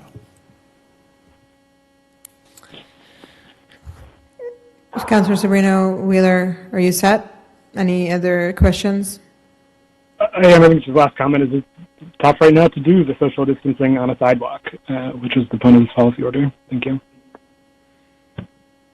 We will go to Councilor Toomey, then Councilor Carlone, and then Vice Mayor Mallon. Thank you, Madam Mayor. As I said here last week, I think these 2 policy orders are very irresponsible at this point in time. And I said last week about the going into the peak period of this crisis, and now to be encouraging people to go out even more, just doesn't make sense at all. And I'm sure, I know a lot of people that are afraid to go out, and others that are going out to walk or recreate. And I'm one of those that goes out just about every day, by myself. I'm wearing a mask now, through the different streets, Benny Kendall, Memorial Drive, from Museum of Science down to the Mass Ave, sometimes to the Hyatt. And I have to say, people, thank God, most people are social distancing on there. In some of the streets are just completely barren. So I think it's, again, using your common sense. But and clearly, by encouraging the closing down of Memorial Drive, and for people who don't think, I think a lot of people think that we own Memorial Drive. That is a state highway, state parkway, and so the state would have to approve that, and we would be astounded if the governor even responded to that with all that he's dealing with at this point in time. But on the MIT side of Memorial Drive, I may be past 2 or 3 people that are out there. So I'm not encouraging everybody now to go to those locations, but there are opportunities for people to to walk or jog right now in a safe manner. I'm hoping once this volunteer list is up, that, people who want to get out to get their exercise will volunteer to bring groceries to the seniors. We have a basement full of diapers downstairs here at City Hall that volunteers can bring, that we are distributing, and I think we should publicize that more to families, diapers, to bring free diapers to families, so volunteers can do that. They can take a senior for a walk around the block or something like that. There are many opportunities in a safe way of doing that. It's common sense.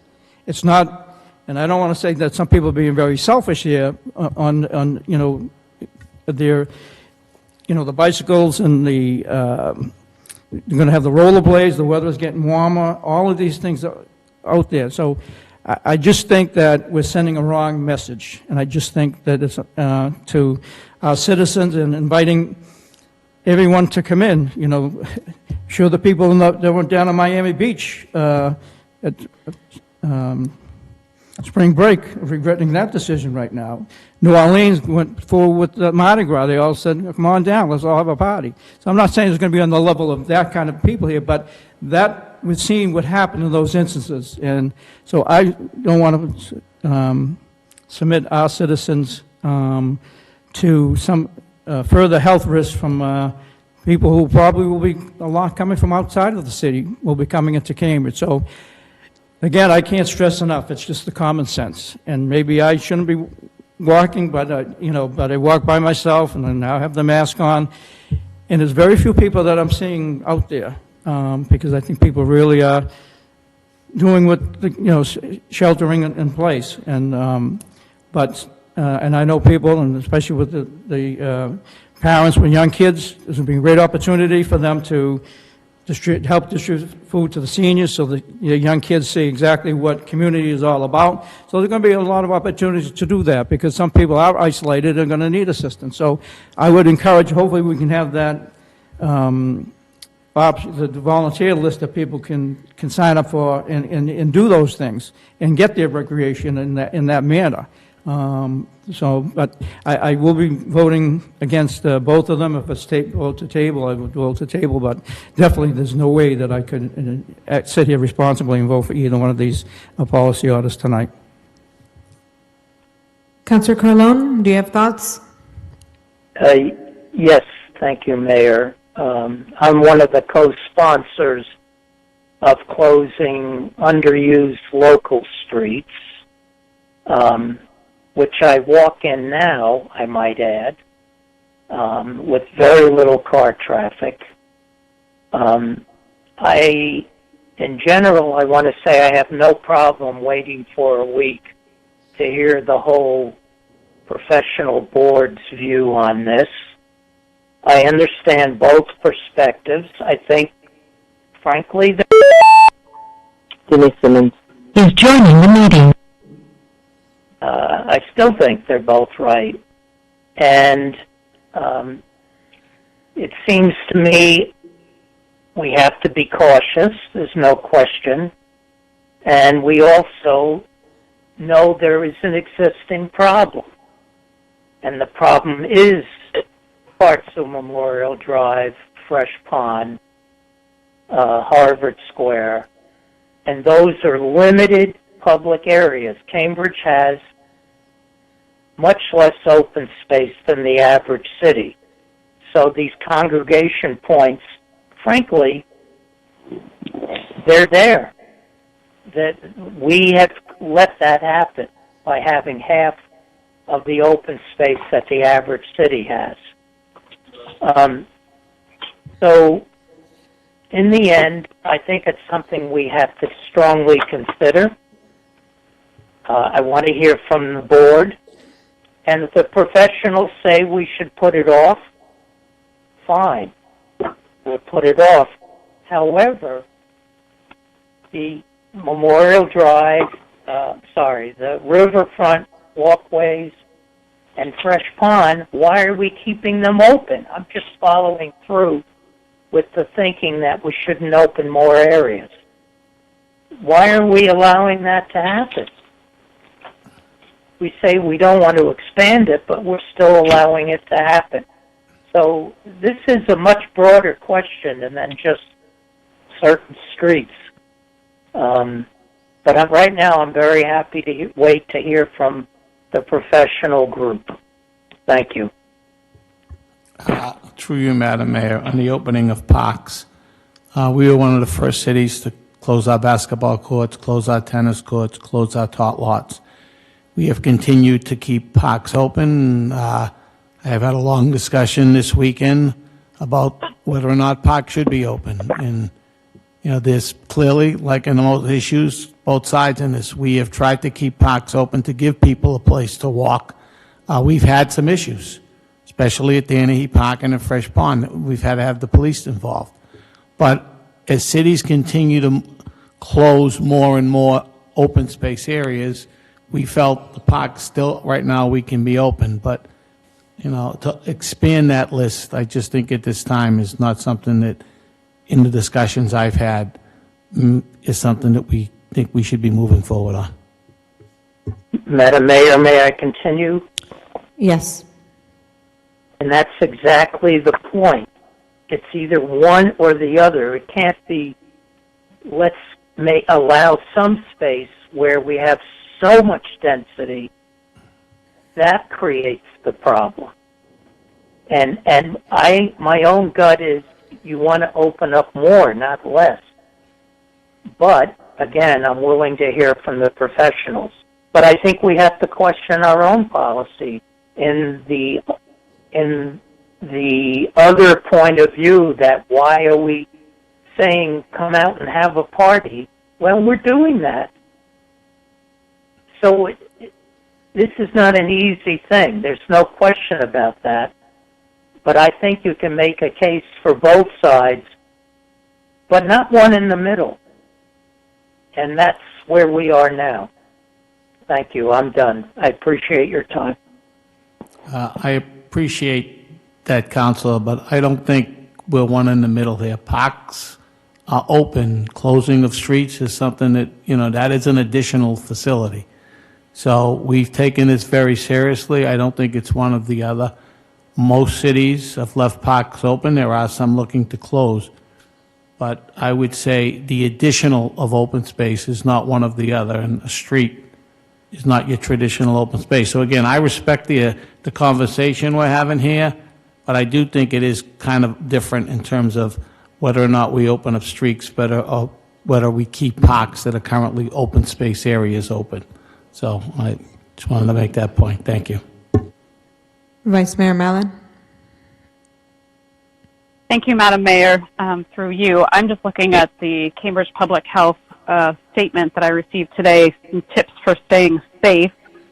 It says, spending time outdoors is good for everyone's physical and mental well-being. The Cambridge Public Health Department encourages residents who feel well to go outside for fresh air and exercise and to take precautions to prevent exposure to the coronavirus. So I'm having a little bit of trouble squaring that with what we've heard this evening. And I know that there's a tremendous need for people to stay home during this peak time, and I don't think anyone's refuting that, not anyone in the chamber. But this isn't just about recreation, and, you know, people have mentioned it earlier, but we live in a very dense urban environment where a lot of people don't own cars and use the sidewalks to get to the grocery store, to pick up their prescriptions and other essential items. They're using these sidewalks to get to work if they're still considered essential workers. We have our healthcare professionals, we have our MBTA workers, we have so many people that are still using the sidewalks to get to public transportation. We need to be able to spread out so that we can physically distance safely. Our sidewalks are just not wide enough for that proper physical distancing. And as one of my colleagues mentioned earlier, our streets are completely barren. Let's use them to spread out. I think we've spent a tremendous amount of time on this tonight, and there are a lot of other pressing issues to get to. Many of our colleagues have not even gotten to ask their questions of the city staff tonight. So I know that there's a motion on the floor to table this for 1 week, but I wanted to offer another option since we do have this expert panel exactly for this reason, and they're meeting this week. We could change the first order to include asking the expert advisory panel and the Cambridge Public Health Department for their opinion, and it would come back through the city manager's agenda, and we could all make a decision at that time based on where we are next week or 2 weeks from now with all of that information, and we can make a full decision. So my feeling would be to amend the order to include the expert advisory panel and the Cambridge Public Health Department, which was not originally included, and vote on these tonight and ask for a report to come back, which is the thing that we always do, right? We don't pass something and then it just happens magically the next day. Our policy orders are asking the city manager and his team and any task forces or advisory panels to come back and recommend something to the whole council to ensure that we have all the facts at our fingertips and we're making the right decision. It has been said tonight, and I agree, every day in this pandemic has been different, and where we were a week ago is different than we are tonight, and the same will be true next week, and the same will be true the week after. So my feeling would be to amend these, to include those two groups, vote on them tonight, and see what we come back with. So I'll yield the floor at this time. So I think we have two motions. Madam Mayor? Yeah. Councillor McGovern. Thank you. I just wanted to address the, folks have brought up why not just do this tonight and as opposed to tabling it. I have a different view, and I actually, through you to Mr. Jacobs, we're about to enter the peak of this. What we've experienced so far has been nothing compared to what people are saying we're going to see in the next few weeks. I don't want you discussing whether we should close Memorial Drive. I want you focused 100% on how we're going to keep people safe. So this is not, I'm not saying that somewhere down the road this isn't something we should do. I have my serious doubts, but there is no reason that this has to be done right now. And as far as, the message that we're giving people, the message that we should be saying, and I do agree, there are conflicting messages, and I think, what we heard tonight is different than what the Vice Mayor mentioned is written on the website, and maybe the website needs to be updated, and we need to get stronger about telling people to stay home. When these orders were talked about, they weren't billed as, hey, how are people going to get to grocery stores? It was all about recreation. How do people get out so they can ride their bike? How can they get out so that they can walk for their mental health? This was all about recreation. And that is what I'm talking about. We should not be creating more of an incentive for recreation at this time. And if anyone has followed this on social media, people from Watertown, Belmont, Somerville, Boston have gone online and said, yes, Cambridge should do this. Close Memorial Drive in Cambridge because we want to walk there too. Under normal circumstances, awesome. Come to Cambridge. Support our local businesses. Love it. Now, there's no way that this won't attract more people. No way. And this is not the time to do it. I don't want to cut you off. That's my last, I'm sorry, that's my last pitch. I believe my motion is first. Yes. And I'm going to move that we place this on the table and come back at another time. Okay, before we vote on that, I do want to just get my voice heard as the last person to talk on this. I think this discussion, there's good points raised on both sides. I'm a co-sponsor on Policy 3, and after reflecting, and truthfully, every day is so different, and I was on a call, I've been on these calls with the city manager, and yesterday the conversation where we heard from the epidemiologist about really the next few weeks does really give me pause and I also think that because the situation is evolving so quickly that we may be on a lockdown very soon. I don't want to scare people, but there are a lot of different things at play, and I would just be much more comfortable tabling this than moving forward after tonight's discussion, even though I recognize where we're going and what the intent here is. I think my head's all over the place on these issues, and quite frankly, there's a lot of other priority issues that the staff and others have been working on. And I think given that this is coming up tomorrow, it's on the agenda to be discussed. I think that's a good thing, and I'm comfortable waiting to hear back on that. Even if there's no consensus there, at least we've consulted this panel. So we have a motion to put this on the table, and then considering, let's see what's happened with that one. We have another motion by the Vice Mayor on amendments. So with that, we will do a roll call to place. Mayor Siddiqui, can I have a point of information? Yes, Councilor Nolan. This is Councilor Nolan. I understand we'll be voting first on putting on the table and then the amendment. If we put it on the table, does that mean the amendment doesn't happen? And I would be much more in favor. I thought Vice Mayor Mallon's proposal was quite in line with everything we're talking about. However, I just want to be clear on what the timeline is. So, if I may, one second. No, Chair, Councilor Simmons, 1 second. I'm going to allow Mr. Clerk to speak. So if you vote to table these two items, you will not be able to make amendments on them until they come back off of the table before the body. So, as I said, ultimately, depending on what happens during the tabling vote, that'll then point on whether we are going to take up amendments or not. So, Madam Chair, Yes, Councilor Simmons. my point of order was, what was the order of precedence? Does the most recent amendment by Vice Mayor Mallon precede Councilor McGovern's order to lay it on the table? That's all I wanted to know. Councilor McGovern, the order of the sequence of events that I have on my notes is that Councilor McGovern moved to table the items, and there was discussion on possibly tabling these items, and then Vice Mayor Mallon suggested, couldn't necessarily move at that point, to offer amendments to these particular items. Point of order. No, I haven't yielded. I do not agree. Okay, I'm hearing a lot of bumbled voices. So, Councilor Simmons, and then Madam Chair, I have not yielded the floor. Now, if you want to take it from me. No, I don't. I want you to finish, and then I'll go to Councilor Zondervan. So please continue. Thank you, Madam Chair. So is the clerk saying what Vice Mayor Mallon put forward was not an amendment, but a suggestion, so that there's only one amendment before us, and that's Councilor McGovern's? The body can only take up one motion at a time.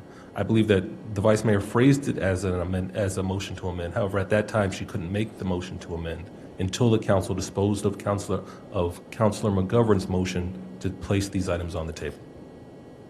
Thank you, Madam. I yield the floor. Thank you. Councilor Zondervan?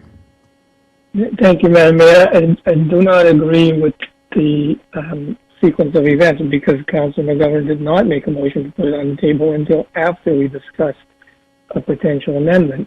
He suggested it just as the amendment was a suggestion. So I think we could vote on the amendment first, and then if that doesn't prevail, then we can vote to put it on the table. So I think I'm looking at the clerk, and you've just stated that in your view of things that there was a motion. That's what I have. That's correct. Madam Mayor, I thought I had said at the beginning that I was moving it, but I think, ultimately, I think is my decision. So I do think I agree with the clerk here based on what just transpired. So I think let's vote on whether we're going to table these 2 or 3 first. Mr. Clerk, roll call. On tabling calendar items number 2 and number 3, Councilor Carlone. Yes. Yes. Vice Mayor Mallon. No. No. Councilor McGovern. Yes. Yes. Councilor Nolan. No. No. Councilor Simmons. Councilor Simmons? Sorry, yes, I didn't unmute. Yes. Councilor Sabrina Wheeler? No.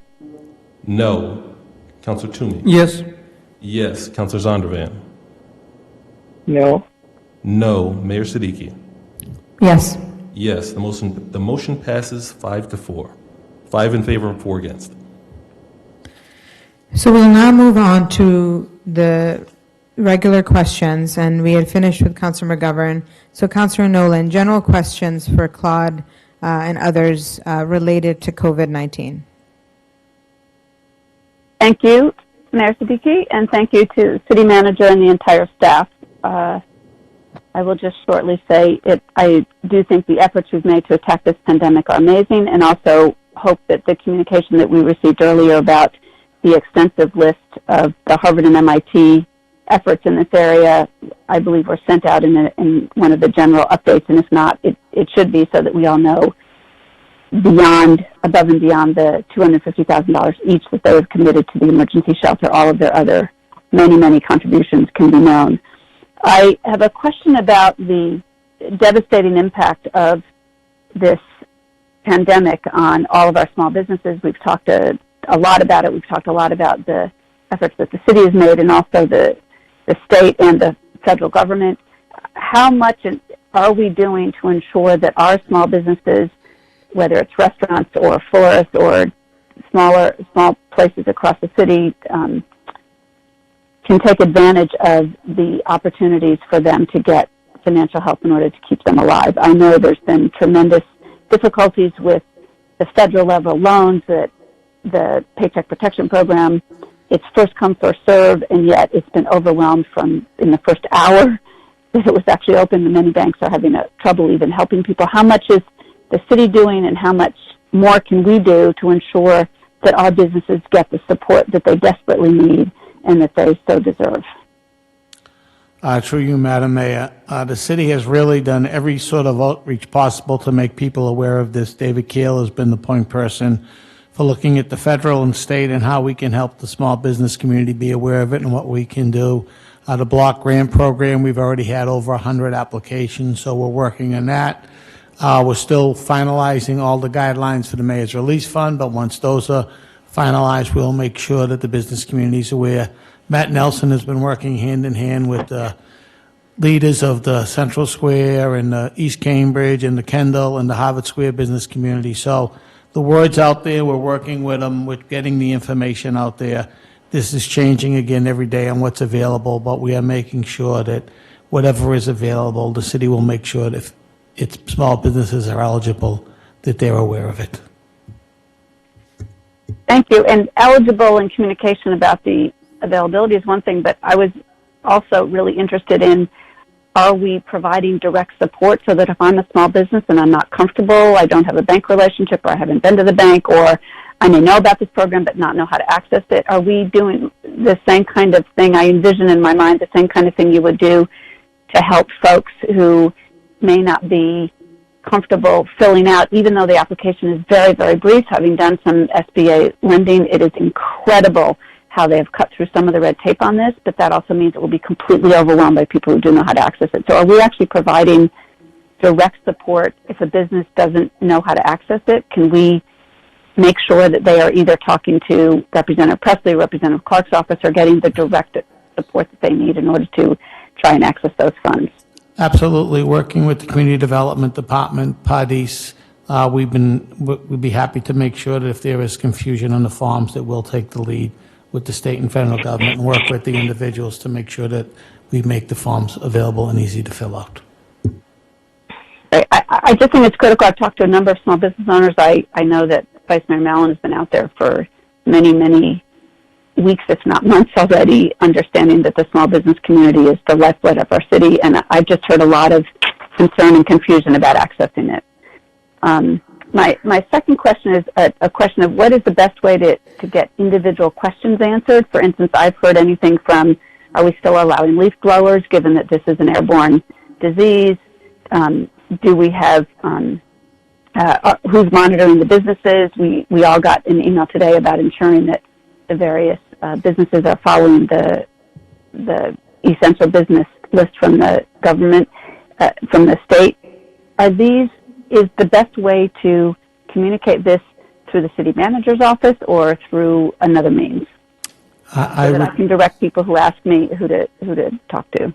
Sure, through you, Madam Mayor. I would say the city manager's office. I've worked closely with the city solicitor, and then we set the rulings to the departments like Public Works or License of Inspectional to make sure that we're doing enforcement. I know the Inspectional Services Department was out all weekend, Friday night, Saturday, and Sunday, working with the restaurants, with the stores to make sure everything was in line. So yes, if you're happy to call me, and I will work with the city solicitor if there's any confusion of what we can or cannot do. Okay, thank you. And one last question, which hopefully is specific and easy. Has the city done its own assessment of our inventory of various supplies now that our schools are closed and our buildings are closed?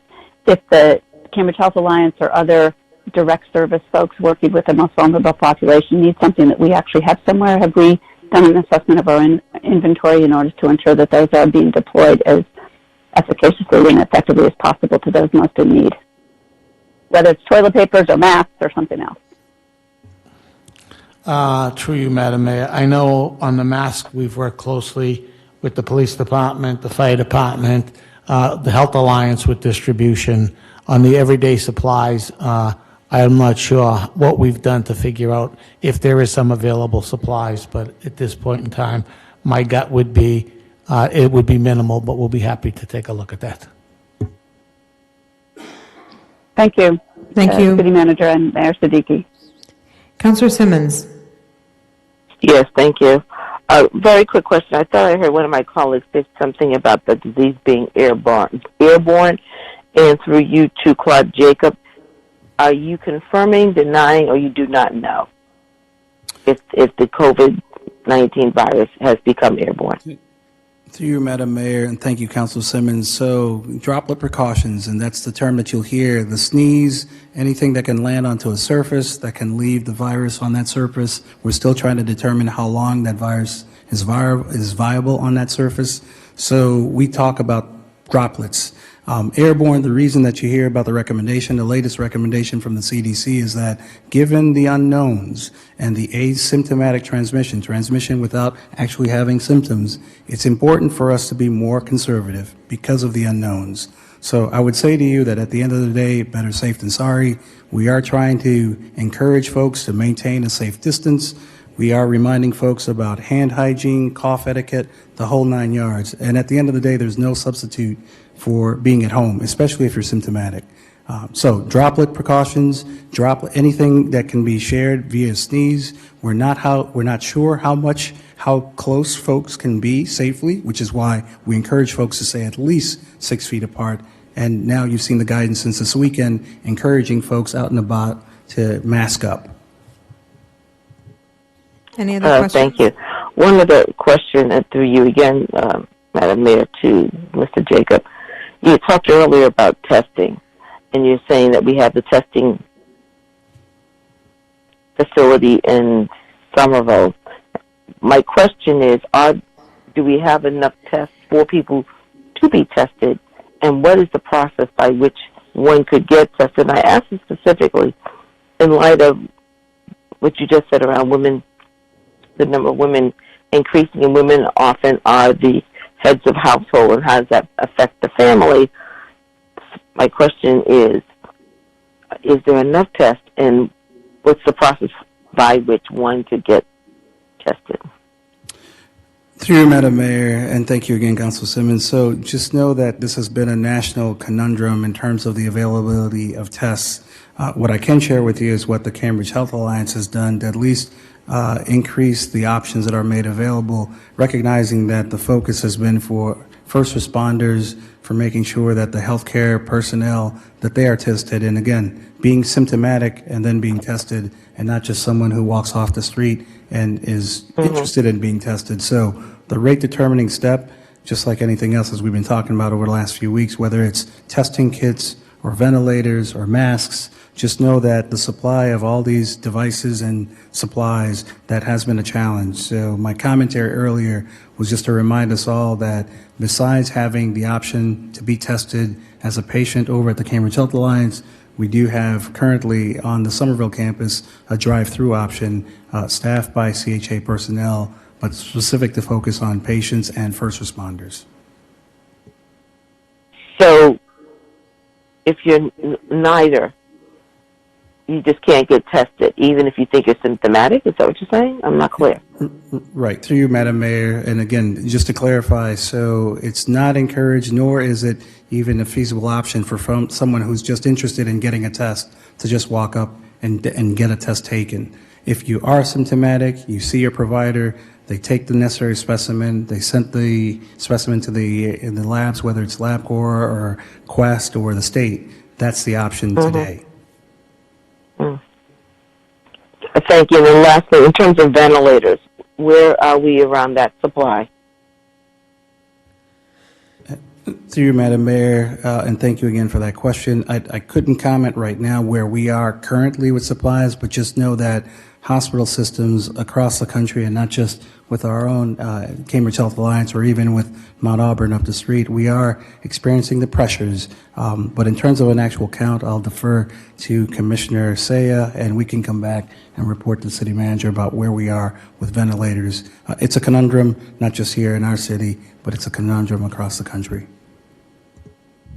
I think that would be, thank you for that answer. I think it's important that we know sooner than later, because it does influence a lot of the decisions that we make, going back, not to go back to our earlier conversation, but just to say, if we don't have sufficient supplies, we certainly don't want people getting sick or putting themselves in situations where they would get sick. The last thing I'm just going to ask is relative to the shelter. I know that you're saying that you're going to be setting it up very soon. One question that's still, maybe it was just said and I didn't hear it. One is the shelter going to be set up to do come and stay or come and go? And then how are you going to do the outreach to the homeless population? And the second part of that question is most important. Last night I just did a drive-through, and there were at the Harvard Coop, there had to be at least 8 people up in that, I want to call it like a cul-de-sac in the doorway of the Harvard Coop, a pop tent down by the methadone clinic in Central Square, another pup tent down at Cambridge Crossing, someone under the bridge at Cambridge Crossing. And so I'm curious, whereas we're setting up this site to bring the homeless off the street, how are we going to access them so that we can bring them in? I know you talked about Bay Cove, but I wouldn't put all my eggs in that basket. So could you speak a little bit to that? Through you, Madam Mayor, and again, thank you for the question, Councilor Simmons. So the short of it is that we do depend very strongly on the partnership that we have with Bay Cove, but also with Healthcare for the Homeless, anchored to the Health Alliance, and the constellation of direct service providers on the ground. The timeline is for us to activate the 2 components that have to do with keeping folks in quarantine. So these are folks who are awaiting their results. We are wondering if they're in a limbo phase, whether they're going to be ruled out or if they convert to be positive. The other unit is the isolation unit, where that's going to be for, on average, 7 to 10 days that we expect folks to be in that unit. So that's what we're activating at the end of this week. To your question about the field house, again, this is intended to be an overflow space to decompress and decongregate what we're seeing in the area shelters. And so that's why we depend very strongly on the partnership that we have with the area shelter providers. It allows us an outlet valve, especially for the 240 Albany Street site, the transferring the clientele who are currently at the the Warming Center, but as well as the Harvard Square shelter. Outreach, we will work with our providers as the ambassadors of record on the ground, but just know the whole point of having that physical space available in the field house is to decompress what we're seeing in the area shelters. Through you, Madam Mayor. Just so I understand, is it in at 7 and out at 7? Commissioner. Through you, Madam Mayor. Council Simmons, no, it's not in at 7P and out by 7A like your traditional shelters around the city. It's occupants are free to come and go, but there'll be daytime programming. So occupants will be encouraged to stay throughout the 24-hour process. In addition, there's a conglomerate that we refer to as the multidisciplinary outreach team for our homeless, and we'll be relying on that group to conduct its normal outreach to make sure that individuals are aware and of the activities at the warming center and take advantage of those activities. Okay. Thank you very much. I yield the floor. Councilor Sabrina Wheeler. Thank you, Madam Mayor. Apologies, I was on mute. And thank you to the Public Health Department and all of the staff for their work during the pandemic. My first question is that I know universities have agreed to house some first responders. Has the city asked universities in Cambridge about using dormitories for additional emergency housing for homeless residents?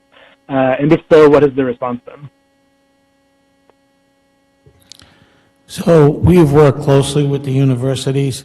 One of the issues that we have when it comes to providing space is it's not so much the space as it is providing the service to go with the space. So we have chosen to really look at it that way rather than just working with Unity University to provide a dorm. It's then, once they're in the dorm, who's going to provide the much needed services, and that's why we've worked closely with the health department, who's worked with the universities to figure out the best plan to we can provide space, but as well as shelter services, because they have to go together.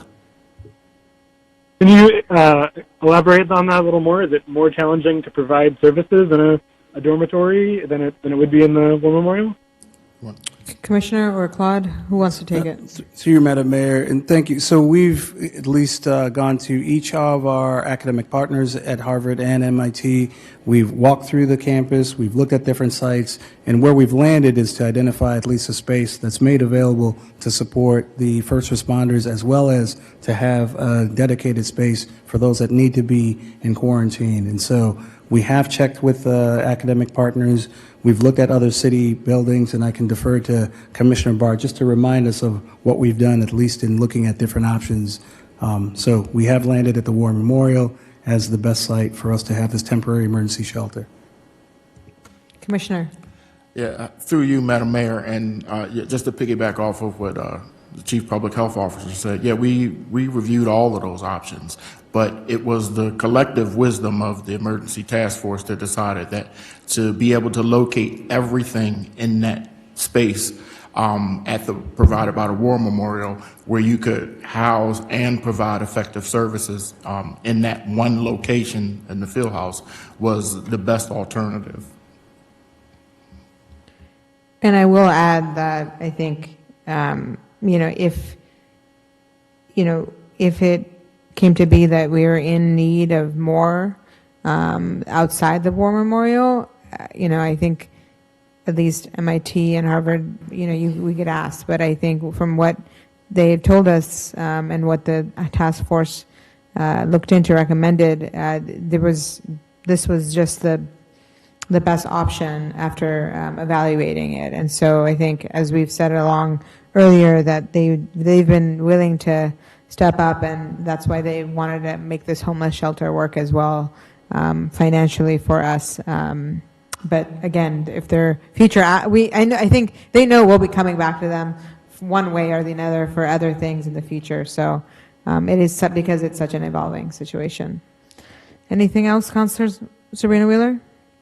Yep, that makes sense. And I just want to make sure it's something that we're continuing to look at as this situation evolves. Stuff at the University in Boston is housing some homeless residents. Mary Baldwin University in Virginia is doing it. So there are other universities, and hope it's something we continue to look at. My second question was in looking at the Boston Public Health Commission's reporting breakdown on COVID. They have it by neighborhood, which I think sort of gets to Councilor Mallon's point as well, as looking at the equity gaps around race and other issues as to who's being the most affected. And I wonder if that's something we've considered in our reporting in Cambridge, is doing a breakdown by cases per neighborhood.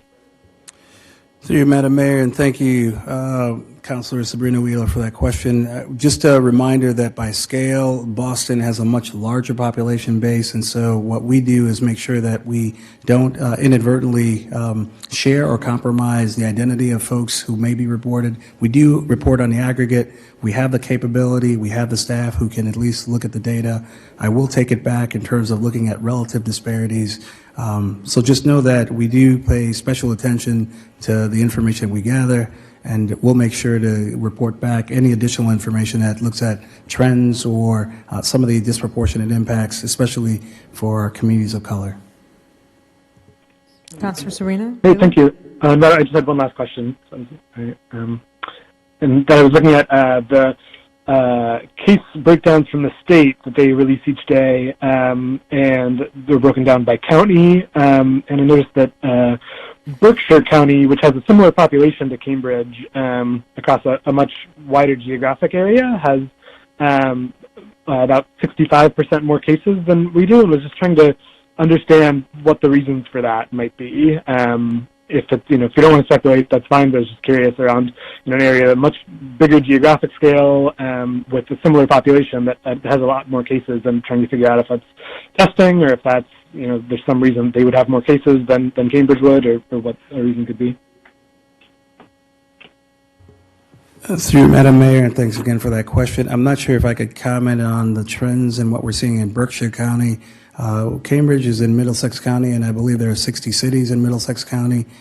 We report out each day on the case count here, so we can take it back to our partners at the State Department of Public Health, but I couldn't draw a conclusion as to why or how the comparisons between, say, Middlesex County or Berkshire County. Okay, thank you. So we'll go to Councilor Toomey and then Councilor Zondervan.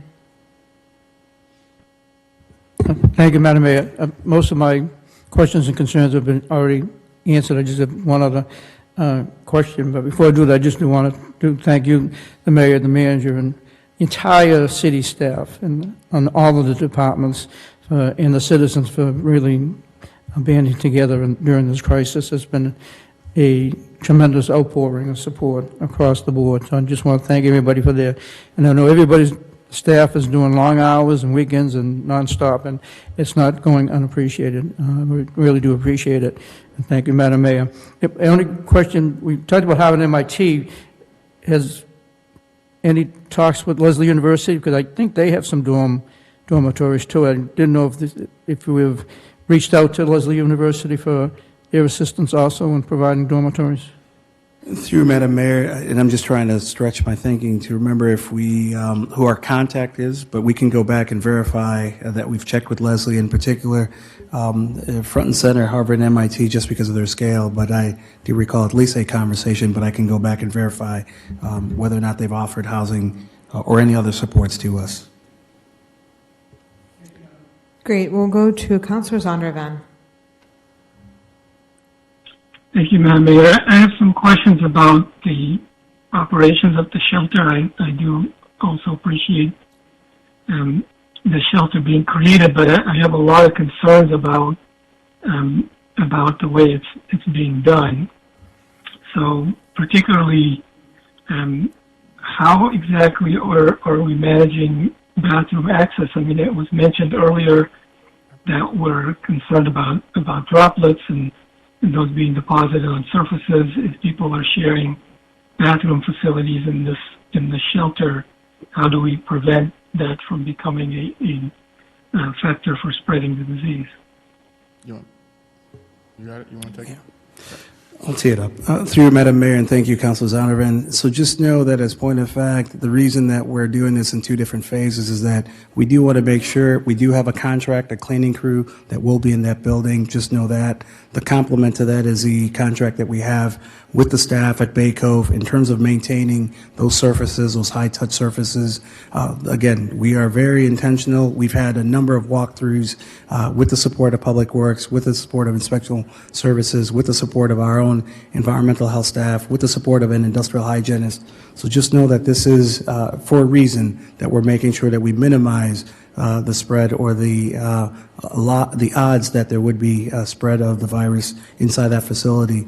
Again, we are focused on isolation and quarantine for this first phase, just so we can make sure that it's a smaller scale of the operation. The shelter space would be the following week, and I think you're referring to bathroom access in that more open space. Commissioner? Commissioner? Thank you. I'm actually asking about bathroom space in general. So in your isolation ward, if you will, are you planning to have separate bathroom facilities for each individual patient being isolated?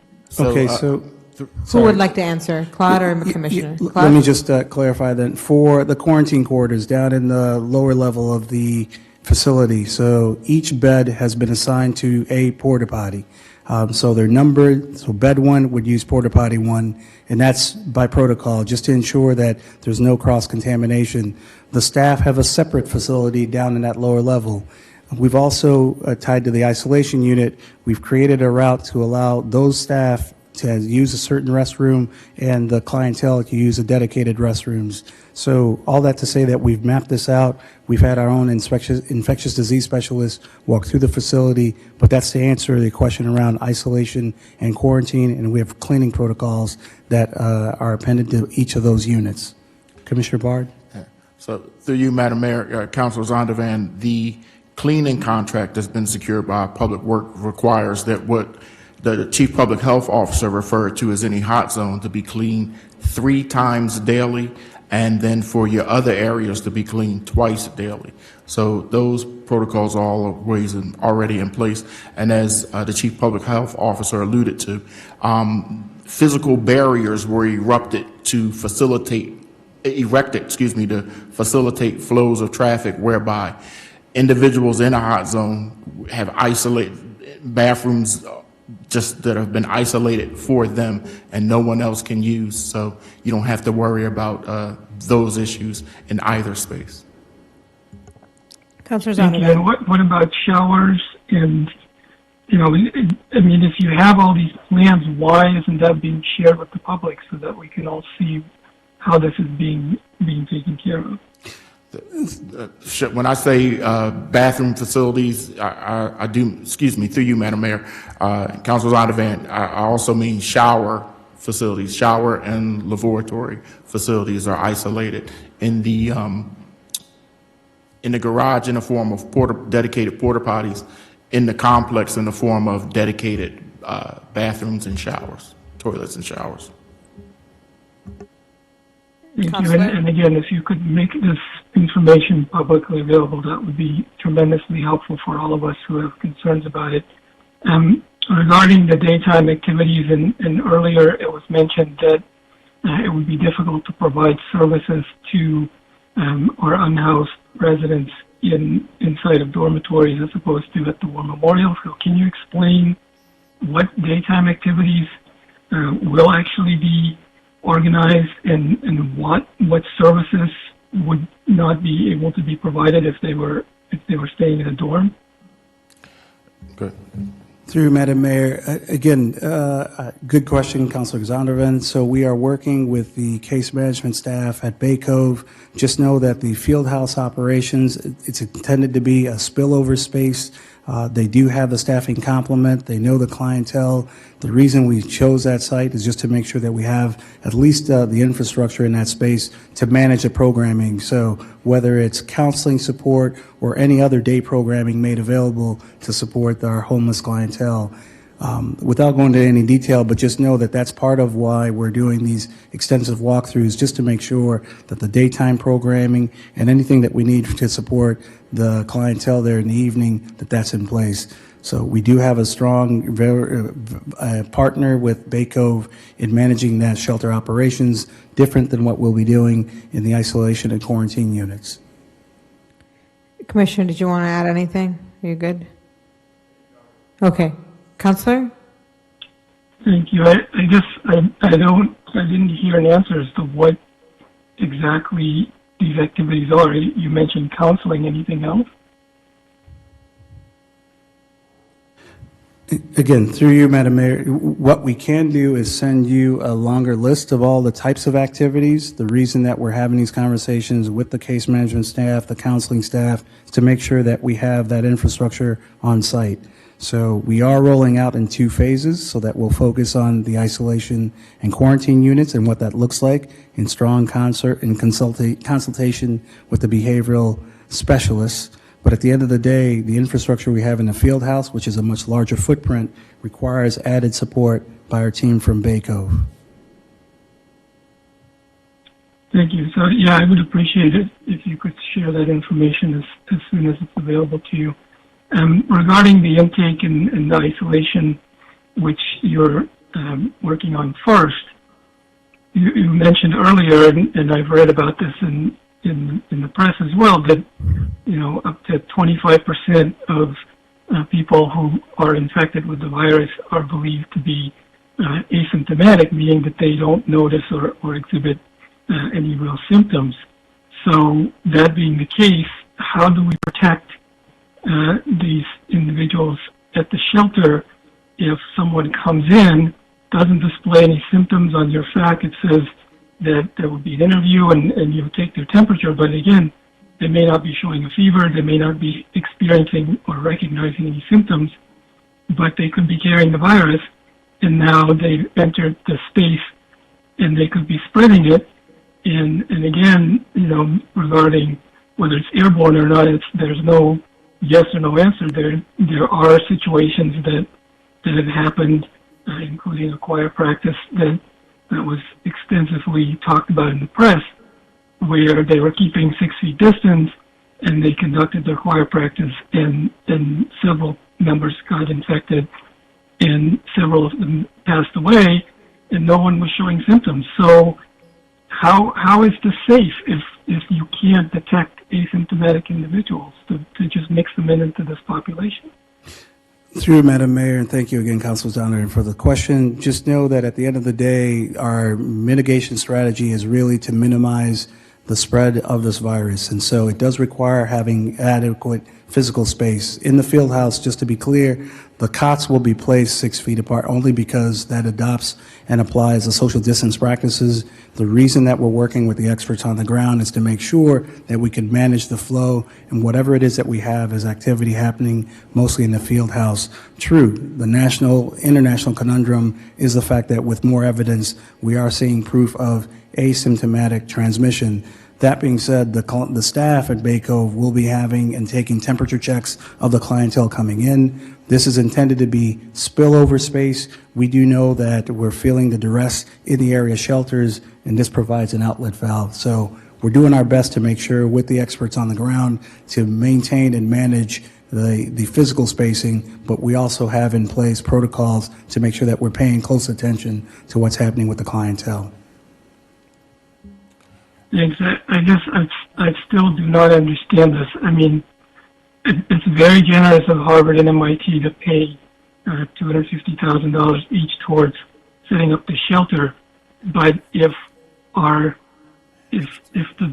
first responders are going to stay in the dormitories, why is that not also the case for unhoused individuals? Why are we treating people differently in this regard?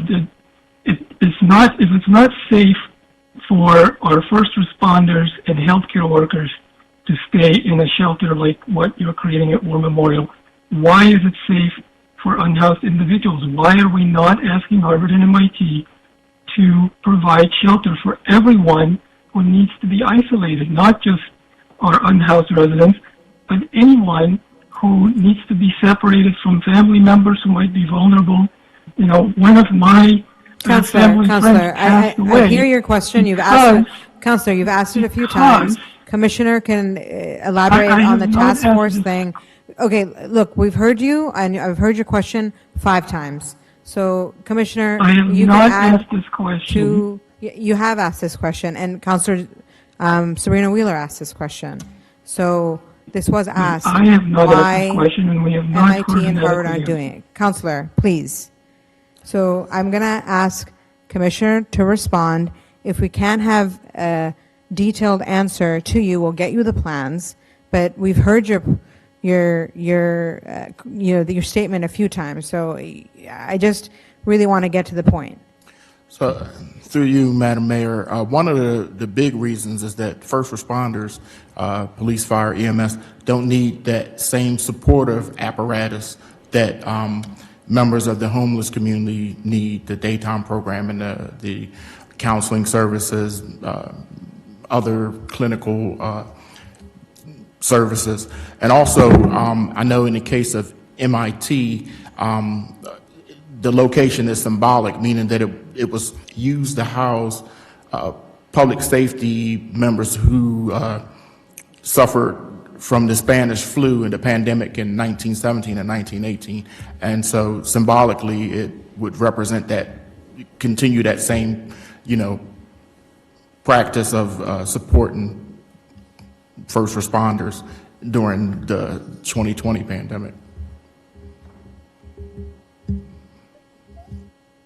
Thank you. I appreciate the symbolism, but I think that the safety of our unhoused residents is really critical. We received an email today from such a person, Mr. Corey Jones, who related to us that he is in fact unable to find housing in Cambridge, and he's very concerned about the shelter and about going there.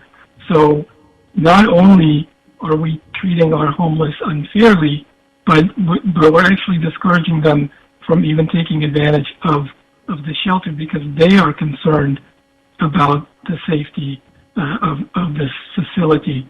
And, I really encourage you to read this email because it is very strong. And he says at the very end, "Your treatment of homeless is crap." And that's a quote from this email.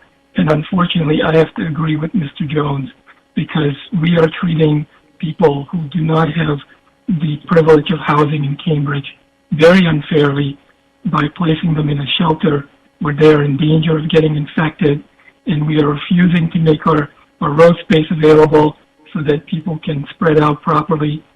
This is not the right way to respond to this crisis. Through you, Madam Mayor, I respect the council's opinion, but I can't disagree more. We are one of the leading cities when it comes to taking care of our homeless. This is an initiative second to none.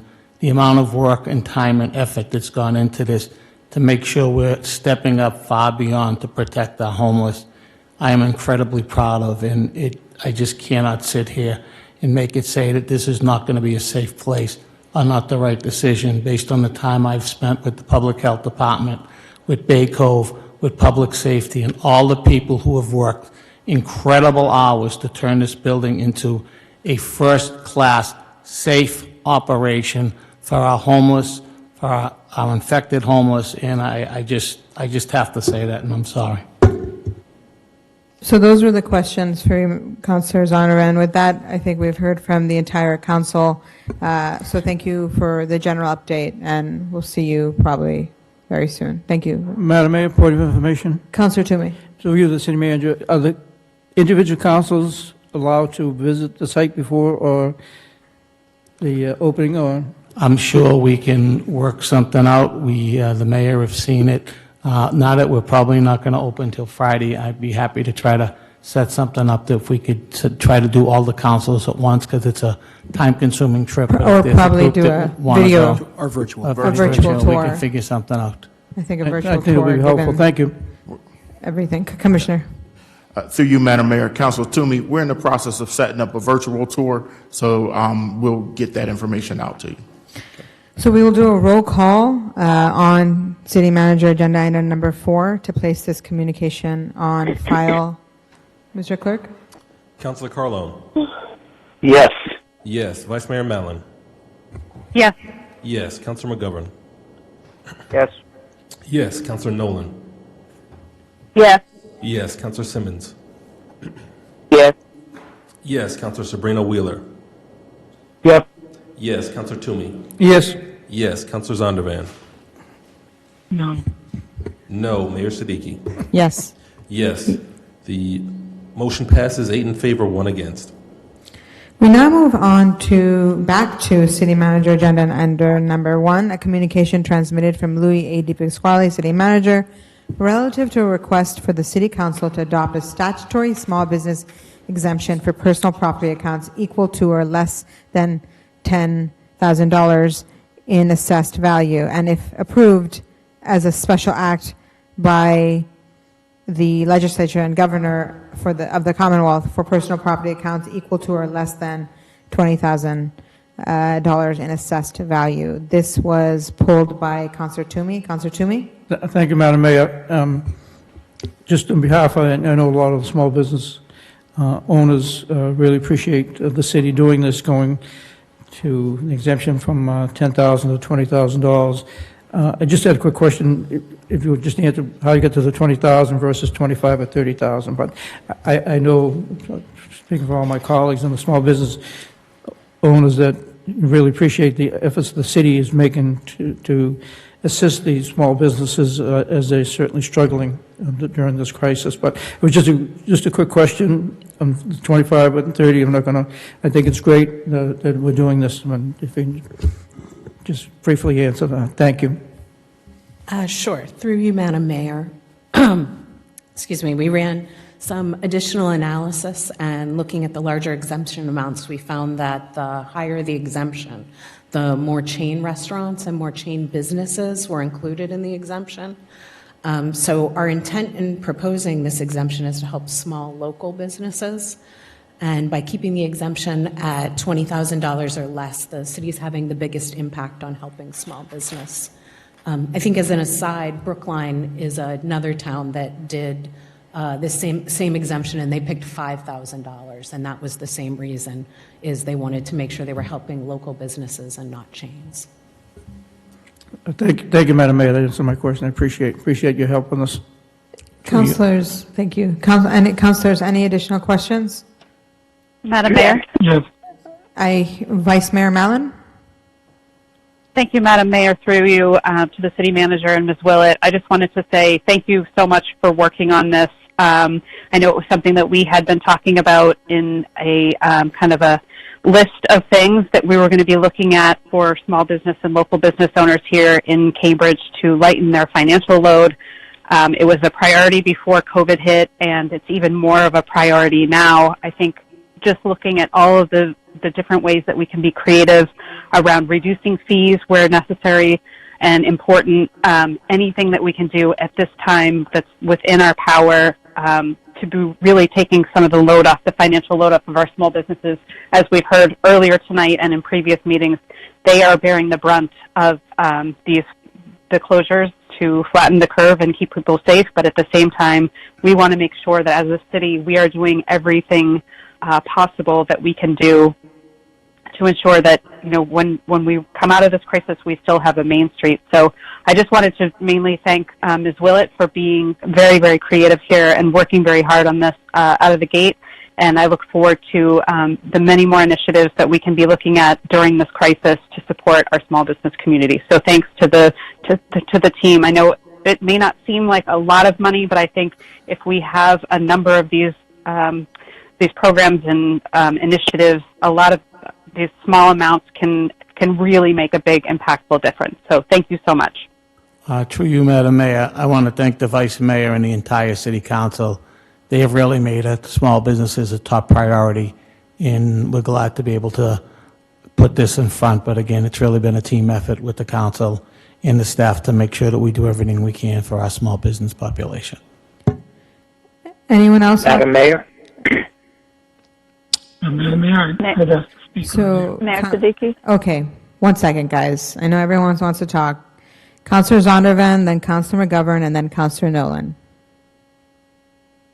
Thank you, Madam Mayor, and my thanks as well for this initiative. I did have a question to follow up on my colleagues' question about higher exemptions, and before I say that, I want to echo and support the Vice Mayor's request to look at all options for financial relief for small businesses. But my follow-up question is, isn't it true that chain restaurants and larger businesses can also be owned by Cambridge residents, and and also provide employment opportunities here. So why would we try to exclude them from this tax exemption?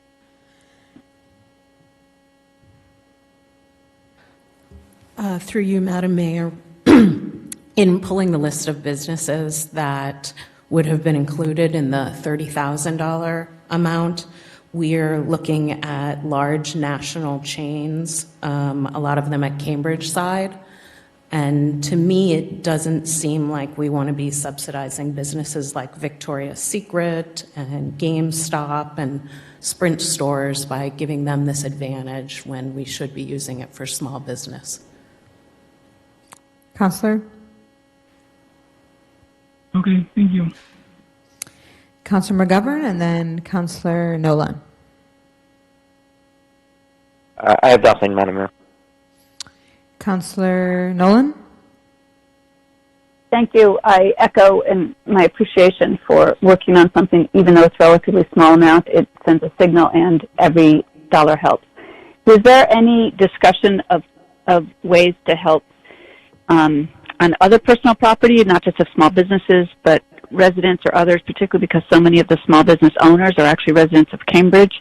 I recognize it's somewhat outside of this since we're talking about small businesses, but anything that we can do to help those owners, many of whom live on Cambridge, would be great as well. We have other excise tax and others that we charge folks, and I was just wondering whether we can look forward to more initiatives like this, or is there something we could propose in the future in order to continue to lower the burden on the people bearing the brunt of this difficult economic time? Well, I think we'll continue to look at other opportunities that we have. We've certainly been in contact with the state and talking about what is happening now. I think to clarify, the personal property is simply on tangible items that are not firmly attached to land or buildings, and it's specifically for business. There's a specific state exemption that excludes the personal property at someone's primary residence right now. So that's not part of what we're talking about now. This is simply about businesses. I think, there's maybe that you're crossing the idea of the residential exemption or some of the personal exemptions that are to people's homes or, their primary residence with this that is specifically for business. I think the other distinction is that the personal property is paying at a commercial rate, which is significantly higher than the residential rate. So the commercial rate is $12.68 for this year, and the residential rate is only $5.75 per thousand. Also, Madam Mayor, through you, is the governor proposed to the legislature, and they adopted it last Thursday evening, to extend the application deadline for exemptions and deferral applications, primarily for our older population, to June 1st. We've also extended the due date for property taxes to June 1st based upon the legislation, and we've also waived the interest for late payments for water and sewer payments till June 30th. In addition to that, we've waived the fees for folks who pay online using credit cards for not only personal property but water and sewer, and I believe traffic is now on board. So we're trying to, as best as we can within the tools that we have available to us, trying to mitigate any costs that may be incurred to folks who are experiencing financial hardship. Great, thank you. Anyone else? Madam Mayor? Is that Councillor Carlone? Yes, it is. Councillor Carlone. Thank you, Madam Mayor. I want to thank everybody on this effort, but I think it should be said that this effort started almost 6 years ago when a few of us talked to Mr. Reardon about possibly reducing real estate taxes and asked for small businesses. And after finding that difficult, Mr. Reardon came back with the notion that we're now discussing. I just want to say that yes, it's a wonderful thing, but $250 hopefully can be magnified 10 times, if not more, with other ways of helping small business. And it seems to me that the COVID virus needs an insurance policy that we've always said all the cash that Cambridge has is our insurance policy. So I'm hoping we're looking at finding a way to be able to save many of the businesses that might not open again, especially if they're going to wait for some money from the feds. And now we're hearing this could take months. So this seems to me to be a very urgent need, and I hope we will proceed quickly on other serious ways that are as meaningful, if not more meaningful. Thank you. I yield. Any further discussion? Hearing none, we will do a roll call on 3 orders that the city manager directs city departments to institute the full personal property tax exemption of $10,000 of value as soon as practicable. That the city manager directs city departments to institute the full personal property tax exemption of $20,000 of value as soon as practicable after approval of the aforementioned home rule petition. And then the third order is on the home rule petition and act authorizing the city of Cambridge to allow for a personal property tax exemption of $20,000 or less. So these are 3 orders. We'll do a roll call on all of them at once. Mr. Clerk. On the orders, Councilor Carlone. Yes. Yes. Vice Mayor Mallon. Yes. Yes. Councilor McGovern. Yes. Yes. Councilor Nolan. Yes. Yes. Councilor Simmons. Yes. Yes. Councilor Sabrina Wheeler. Yes. Yes. Councilor Toomey. Yes. Yes. Councilor Zondervan. Yes. Is that a yes? Councilor Zondervan? Yes. Yes. Mayor Siddiqui. Yes. Motion passes 9 in favor, 0 against. We now move on to calendar items. And charter right was exercised last week by Councilor Zondervan on the application around a curb cut. Councilor Zondervan? Thank you, Madam Mayor. I've spoken with the applicants and the neighbors, and they have resolved their differences, so I move to approve this curb cut. Roll call on adoption, Mr. Clerk. Councilor Carlone. Yes. Yes. Vice Mayor Mallon. Yes. Yes. Councilor McGovern. Yes. Yes. Councilor Nolan.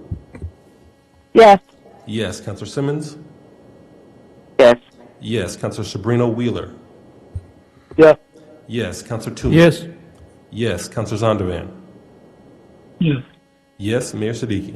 Yes. Motion passes 9 in favor, 0 against. Application is adopted. We now move on to applications and petitions. There are none. We are on to communications. Pleasure of the City It's Council. on fire. A roll call to place communications 1 and through 7 on file, Mr. Clerk. Councilor Carlone. Yes. Yes. Vice Mayor Mallon. Yes. Yes. Councilor McGovern. Yes. Yes. Councilor Nolan.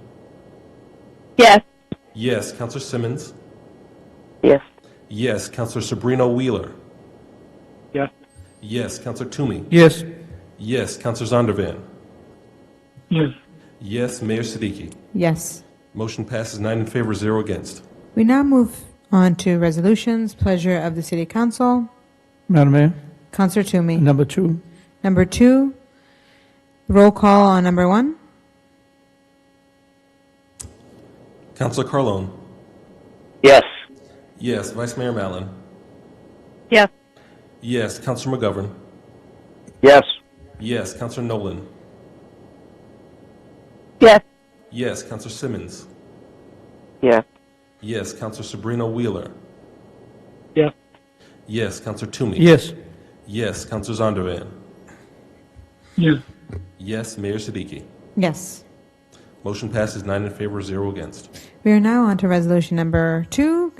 This is that the City Council go on record thanking the Black Student Union for their important video, thanking the Cambridge Range and Latin Schools custodial and food service persons for their dedicated service. This was filed by Councilor Toomey, Councilor Simmons, and myself. Councilor Toomey? Thank you, Madam Mayor. First, I want to thank you, Madam Mayor, and Council Simmons for co-sponsoring this policy order. During this very difficult time, it was very heartwarming to see this video that the Black Student Union has produced, thanking the custodial staff and food service persons at the Cambridge Range and Latin School.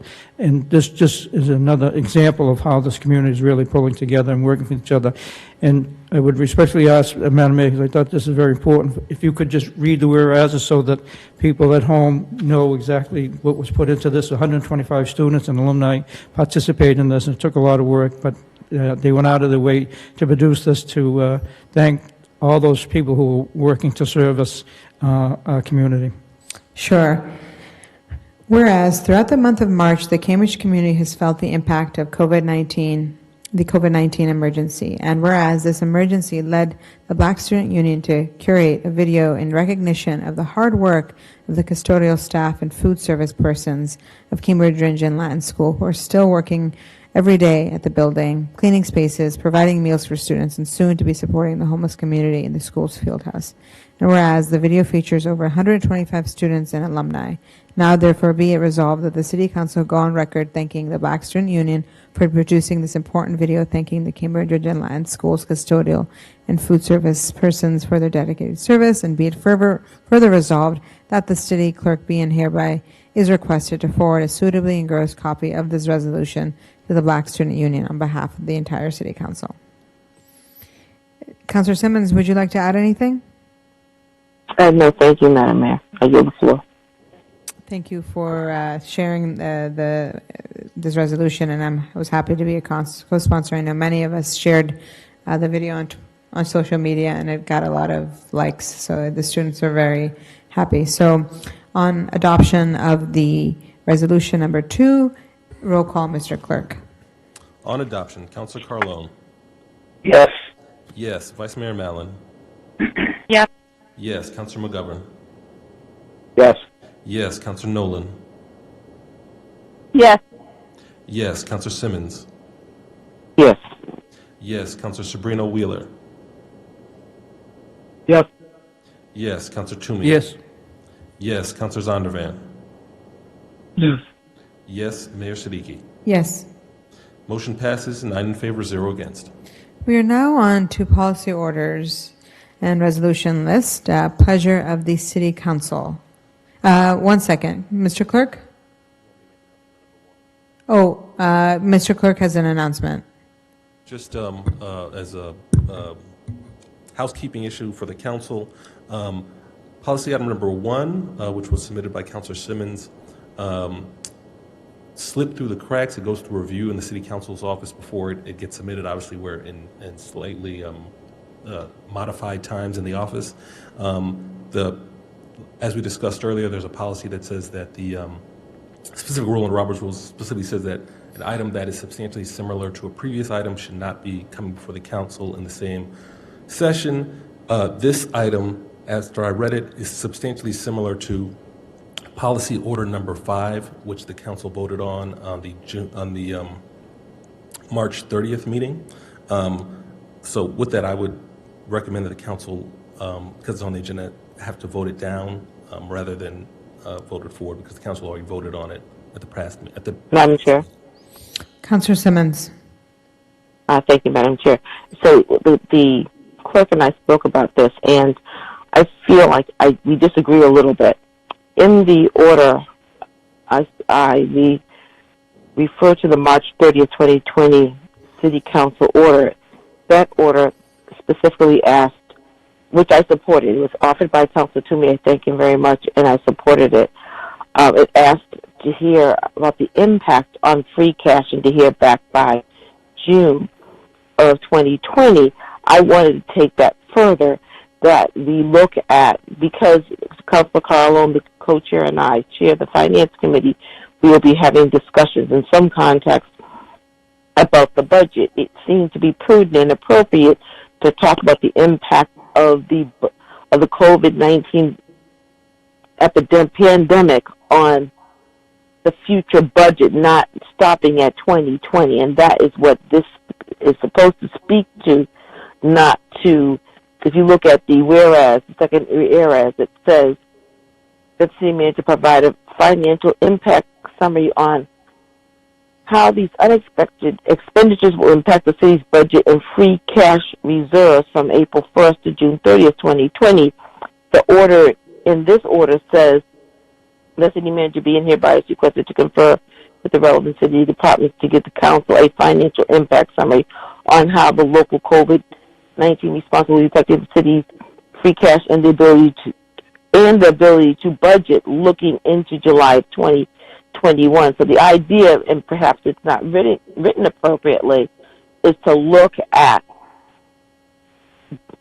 the budget in the context of going forward past this year, but in the budget that we're going to be discussing in the budget hearings coming forward. And that, in my opinion, isn't the exact same. So if it needs modification, and I would look to my finance chair colleague, but it's very important. We're in extraordinary times, and we've all said in one way or another that we will feel the impact of the COVID-19 pandemic far beyond what's happening right now.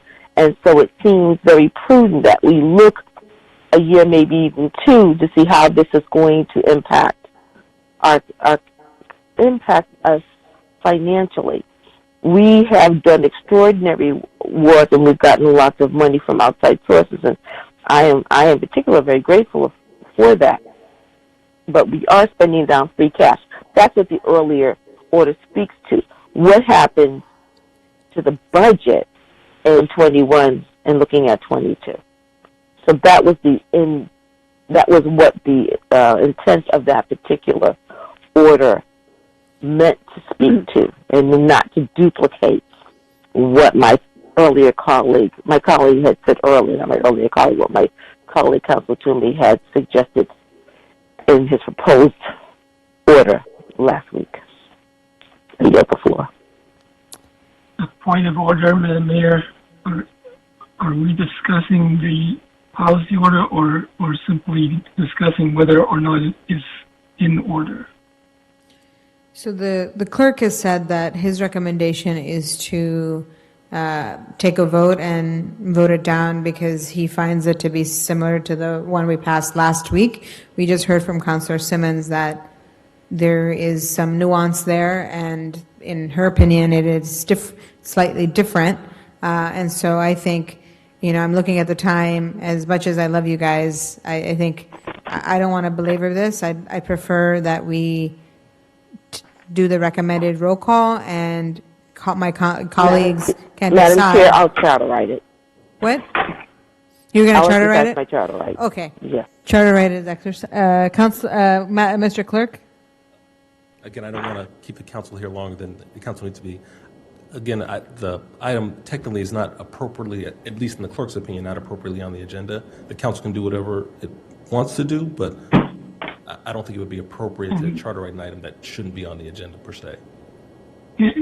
Point of order, can we get a clear ruling, not tonight, obviously, but next week on this question of substantially similar orders? Because I'm not at all in agreement that orders cannot be introduced in subsequent meetings, and so I find it a little bit troubling that we're trying to vote on this based on a point that's effectively in dispute right now. So I'm going to recognize the charter right from Councilor Simmons. So we will now move on to number 2. Councilor Simmons, are you going to pull this order? I'm sorry. We're on. It's the MIT and Harvard University. Thank you, Madam Chair.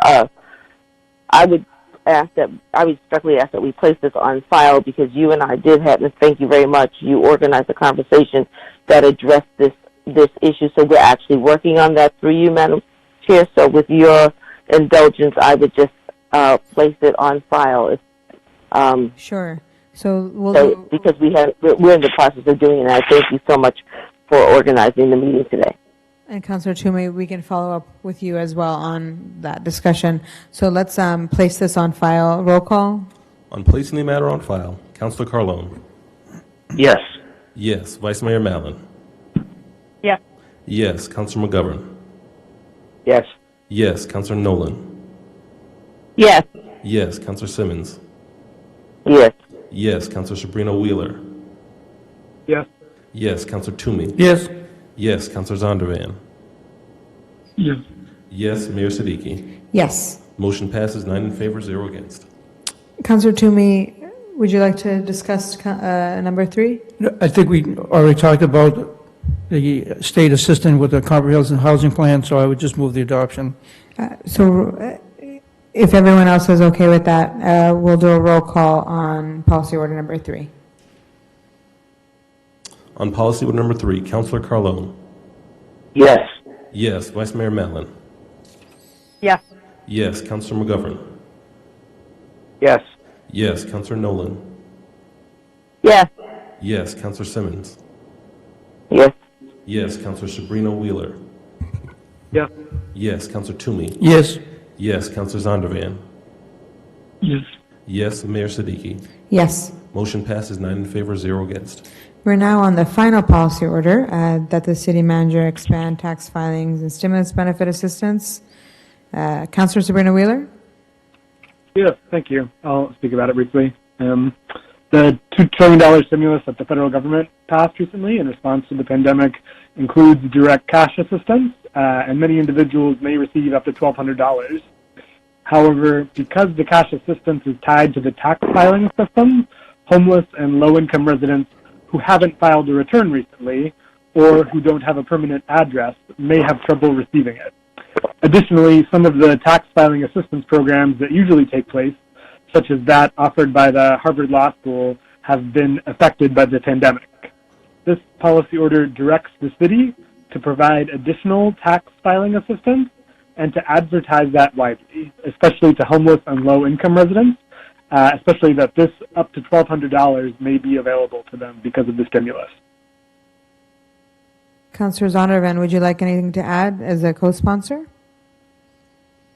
Thank you, Madam Mayor. I just want to thank my colleague for bringing this forward and just re-emphasize the importance of providing this assistance to our unhoused residents because they need it most of all.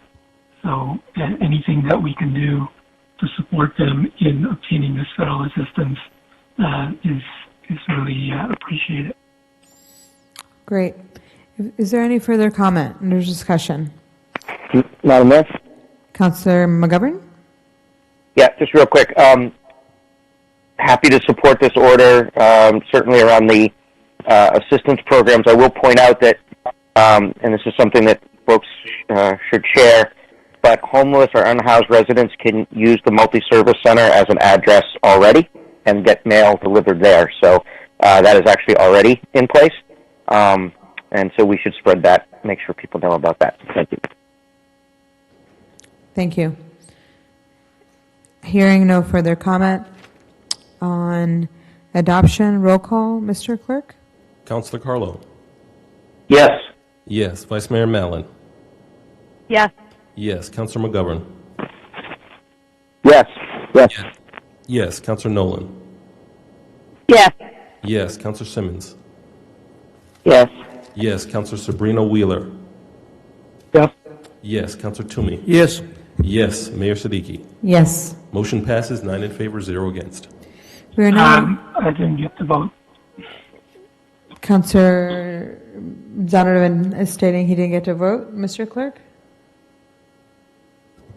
Councillor Zondervan? Yes. Yes. Sorry, I missed you. So we're set with policy order number 4. There's no committee reports. There are no roundtable minutes.